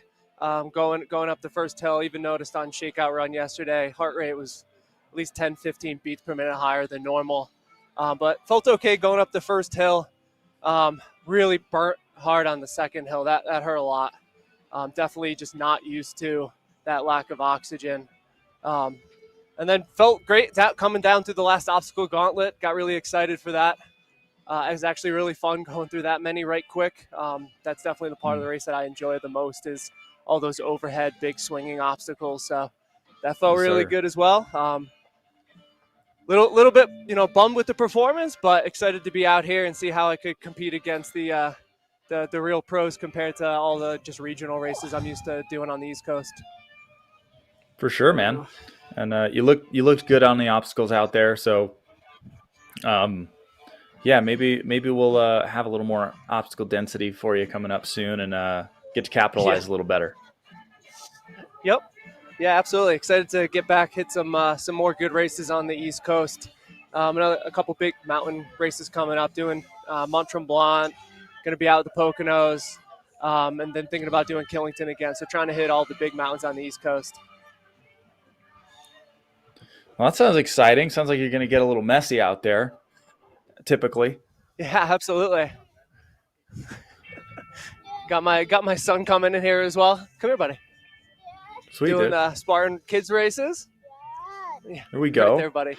But I got to run. My wife's jumping into the open heat, and then got the kids races. Big, busy family day for us. So good talking with you. Hope to see you out there. Maybe come on to the East Coast, run some mountain races for fun. We'll see what happens. If I can vacate my house sometime soon, we'll see. Sounds good. All right, brother. Thank you very much, nice guys. Work today. BJ. What's going on, brother? Not much. How are you? I'm good. I'm I'm comfortable. I've been sitting here sipping on coffee this morning, watching you guys sell out there. How was it for you? My goodness. All right, it's gonna slip. I survived. Oh, who am I talking to? Oh, PJ. Some What's going nobody. on? How are those mountains for you, Shawn? You looked quick Man, on the this is descent. I'm gonna throw that to you. You looked good out there. Thank you. Thank you. That's all I needed to hear because I actually worked. This is the most I've been prepared for a mountain course, I would say, because early in the year I was thinking about doing a VK. So I was like, oh, let me actually practice some vert. And this is the first time I really practiced that 20% plus grade vert. And I could just tell, training the whole year, I'm like, I'm not getting any better. I'm just not good at this. I don't know what it is. I was doing consistently a course that was 1.5 miles with 1,600 feet of vert up, and my times just weren't getting faster over 4 months. So it's I don't know what's wrong with me, but my body was not meant for the steep vert. Downhill, sorry, but I don't. No, I totally I did exactly understand that that. much. I totally understand that. And the thing is, it takes time to develop that consistent power output. So when I first came into the sport, I could keep up on a lot of these runnable courses. I just had that tool set, but getting good in the mountains took a good 3 years to be able to match some of the paces that people were putting out on climbs. And I still even at my peak in the last 1 to 2 years, still wasn't able to match the top end climbers. It's a very specific skill, and unless you're willing to dedicate the next 2 years of your life to just consistently putting in climbing work every week, then that's not something you're really going to see. That's especially when you don't really need it for a Savage Series. You get the Savage Series mountain race in Ohio has a 2-minute climb a couple times, and that's all you get. Yeah. And I think at that point, I think I can be a decent climber. When you talk about, quarter, half mile, 15% grade, up to about 15% grade, I think I might have it in me, but I just drop off so hard after that. And this wasn't even running. To say I ran up that mountain would be a joke. It was about 10% running, 90%. We'll say 80% walking, 10% power hiking. I was just surviving out there. Yeah, it's a real blast. Did we have a battle out there between you guys? I didn't see anybody most of the race, unfortunately. I got to the top of the first climb behind Annie Doobie. She was working. And then there were 2 guys, I don't know who they were, that were there. And then I was able to pass them on the sandbag carry. And then after that, I was just alone kind of the rest of the race, it seemed like. Were you second or third? Fourth. Wait, you were fourth? Fourth. I thought I was fourth. Was that fifth? You were fifth, brother. Who were the top? What were the so places? we had Hawk Call in first, Chris Bob Brown in second, Manuel Dufault in third. The gentleman next to you. That's who was sitting fourth. Huh? That's who was sitting down here, Chris. Oh, okay. I didn't even see him. I had no idea. I think I was in the race. All right. Oh, Chris, right, that so wasn't Chris sitting here. Okay. Oh, my apologies. Who was that? I have no idea, but I talked to him like an old friend. You chatted with him? Yeah, Nice. yeah, for sure. But yeah, there you go. Yeah, but So yeah, I saw you for a while. I think on the second climb. I thought for a brief moment that you might have been hurting, and I was like, "It's too bad that I'm not good at this. I might be able to try and catch him, but it doesn't matter how bad he's hurting. I'm still staying back here." Well, you were right on the hurting part. Baylen, you got a little running background yourself. Want to refresh the audience on your background a little bit, where we came from to get to our OCR journey here. Well, I started running in junior year of high school. Track, 1 year of track, 1 year of cross country, and then did my first marathon the year after I graduated. and started Spartans in fall of 2021. I did the Portland Spartan and found that I really liked it. So now this is year 3 of Spartans for me, and then when I'm not doing Spartans, then it's marathons or I love trail running, steep and technical. How'd you like the track? I like track. Yeah. I like trail running more though. You only did 1 year track? Yeah. Okay. What event? I assume Yeah. like 2 mile long stuff. 1600 and 3200. Yep. Okay, so- Yeah, and then of course 5K for cross country. Mhm. And then the mileage kept stacking up from there. Yeah. I mean, that's the route. If you want to be good at something like this, I was not doing that. I was running half a mile, and then at some point I decided to run up a mountain. I don't know what led me to that, but that's not the path that I was supposed to take. Desperation. Exactly. Like, I got to compete in something. Well, what are the Spartan plans this year, Shawn? I know you haven't really been too much in the Spartan game the last couple of years, but are we trying to qualify for something? What is the purpose of coming to this race? Yeah, the whole purpose was, I think Jack Bauer told me I had to get top 15. So I was like, all right, I just come out, try and finish and qualify for Seattle. And I think Seattle's a 3K. And that one, I want to actually like gear up and really try and hit that one hard, try and get pretty fit, and would like to try and win that one. But I mean, I was fairly confident I didn't have a chance to win this unless something went wrong for other people. So this was more of just like a qualify for that Seattle race and try and do that one. So there was supposed to be a 3K on Friday and then the Beast on Saturday for the Pan American Championships. They actually canceled that 3K in order to make prize money for these next 2 races. So now it is only the Pan American Beast on Saturday. But honestly, don't tell me your skill set for no reason. No. I don't think you did. So that Seattle course would fit your skill set really, really well. There's a lot of very runnable terrain. It's probably the closest thing you're going to get to like a Savage course. So if you're willing to go the half marathon distance and run fast, I would still show up for that race.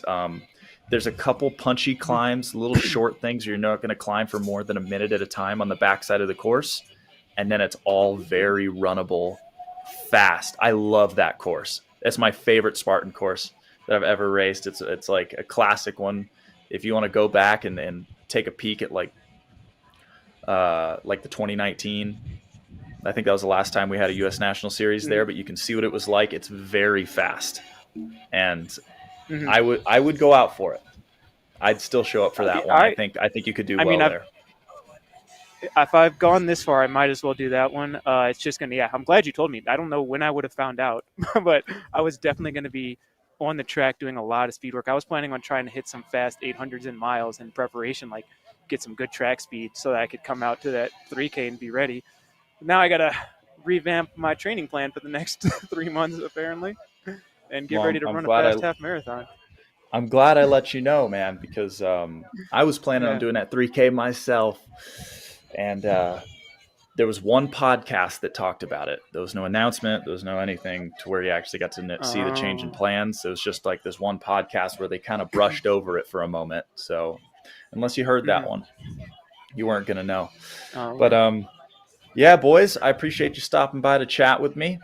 4th and 5th place out here today and qualified into Pan Am. So I hope that's the next step for y'all. And I hope to see y'all out there. All right, man. Sweet. Thanks, nice VJ.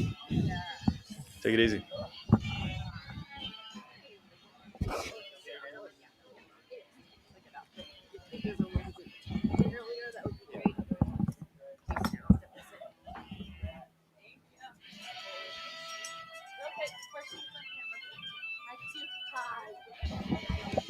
We got Rose coming to sit down. Sweet.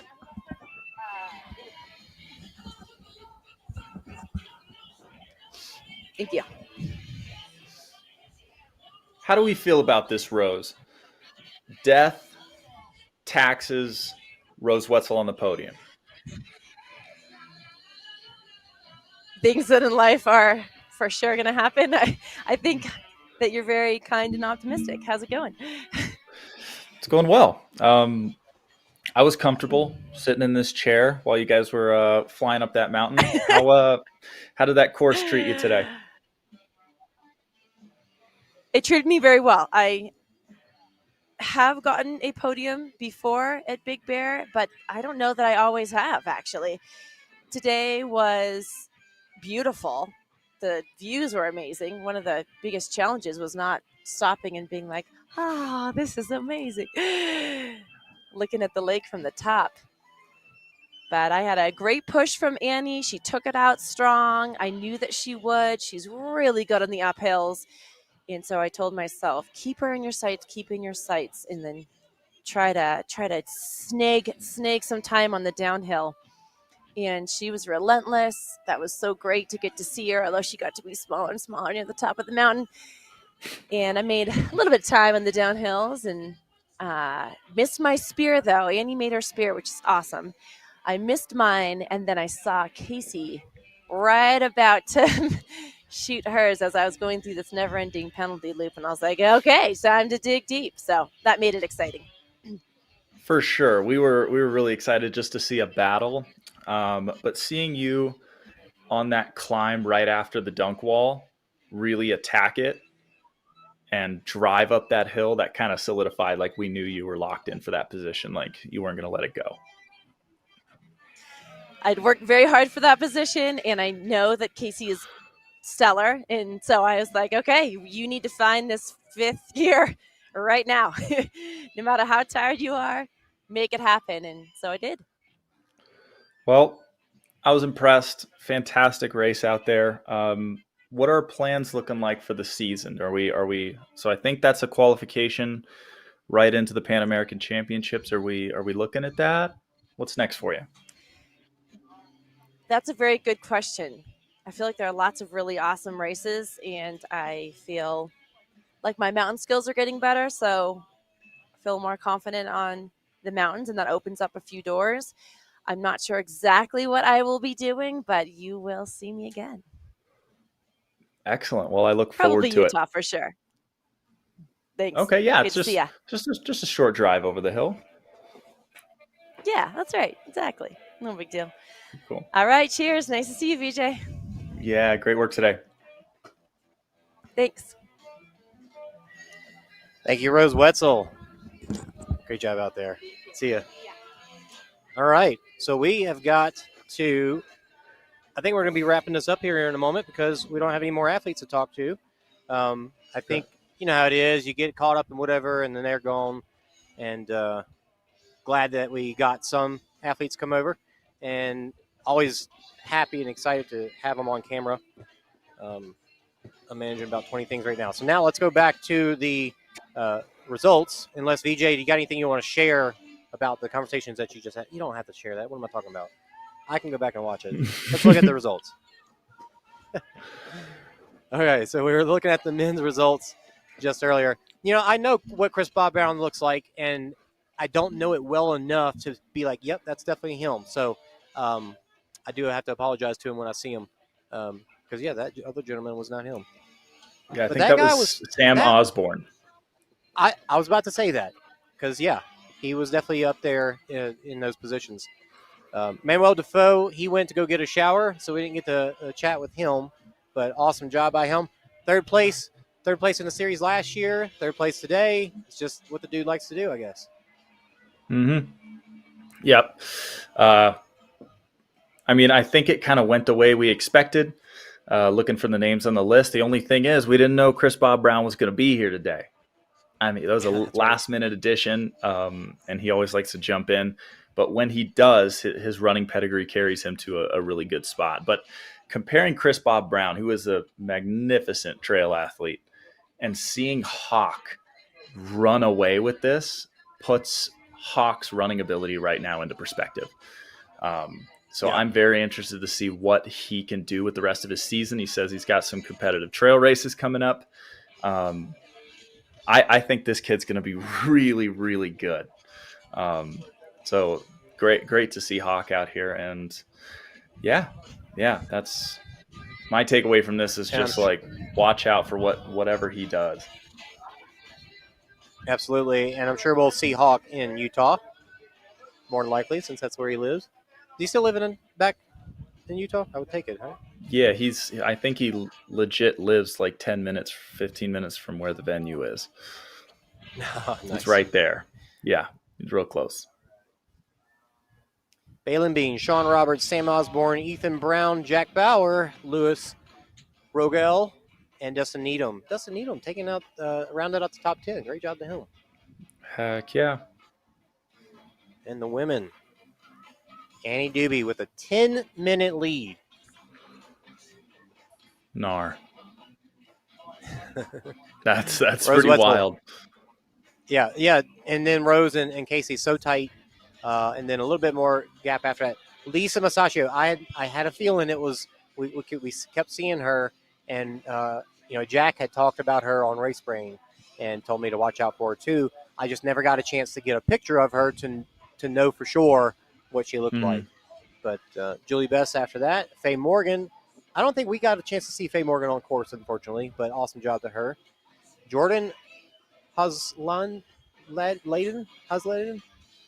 That sounds good. Noel Morrow, Rachel Munoz, and Vivian Tran in 10th again.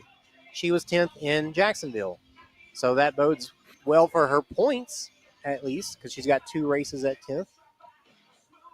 Yeah, point series is rocking. Yeah, well, once again, we kind of spotted the names, and we knew how things were going to go. There was a far and away class of the field with Annie Doobie. We kind of knew as long as nothing went wrong, this was her race to lose, and she just went out and executed just like she can. Really impressed with her. I think she's got a bright year ahead as well. But Rose Wetzel, man, I'm always stoked when I get to see her on the podium. And I'm interested to see how many more years she can just keep rolling, still be competitive no matter what. And shout outs to Casey Monroe for staying in the fight, giving herself a shot at second place, and not letting go of that battle. And that was definitely the most exciting part of the day for us. So I appreciate you staying in that fight and giving us some action right at the end of the race there. Yeah, absolutely. Rose, even though she didn't get to talk with us for very long, I am glad that we got to hear her perspective about seeing Casey and kicking it into high gear for that last little bit. That was amazing. Heck yeah. Well, good second stop of the U.S. National Series. Things are looking to be picking up some momentum. So I'm hoping by the time we see Pan American Championships roll around, it's going to be much more exciting, good depth of field, and kind of the Spartan of old that we've been missing. Yeah, VJ, you've talked a lot about Seattle, and I don't want to put you on the spot, so you don't have to answer if you don't want to. But is there a chance that we'll see you at Seattle? As of right now, the answer is no. The things just have not gone necessarily my way in the last little bit. So I'm taking a well-needed break that I haven't had in a lot of years. So maybe if I get the urge to train, if I get that itch again, I'll get it. But as of right now, I'm enjoying just like taking some time off and relaxing and putting as much as I have into being an athlete. It's kind of like I've let some other parts of my life go and not develop. And now I'm 25 and I'm supposed to be going somewhere, and I'm still like running around in the mud. So yeah, I'm trying to figure some of that stuff out, but you never know. Things might change, and I might show up because I think I have a qualification spot in. So yeah, nice. As the reigning champ, I think I get a ticket. Nice. We actually just had that conversation last night at dinner with Jack Bauer and Shawn Roberts, and that was one of the big topics was people that have come up focus so much on an individual thing and specializing and not getting the broad sense of things as they grow up and then burning out. So it's definitely understandable, see what's out there for you. And if you get to come back and do some OCR, obviously you're always a wonderful sight to see. But at the same time, thank you so much for being on the broadcast and the live stream and commentating for us today. If we get to have you in a more of a media role, then that's all good with me too. No matter what, I love OCR and I'm going to be involved. I'll be here. So yeah, Awesome. I appreciate y'all having me out, and shout out to Spartan Race for putting on their event. Shout out to the Rabbits for getting us footage today, and shout out to yourself and the OCR report for putting together these productions for us. Thank you, and thank you to everybody that watched today or watches later on. It's always tough on a mountain. We bring you every little ounce of signal and footage that we can. So, we're working our tails off to get you whatever we can. So thank you so much. Thank you, VJ. Thank you again, Spartan, and all the Rabbits. Cheers, and we'll see you at the next one in Utah. Before then, we'll be at DECA Austin and a couple more races. Mexico Series, Canadian Series coming up, their first race as well. So thank you so much, and we'll see you next time.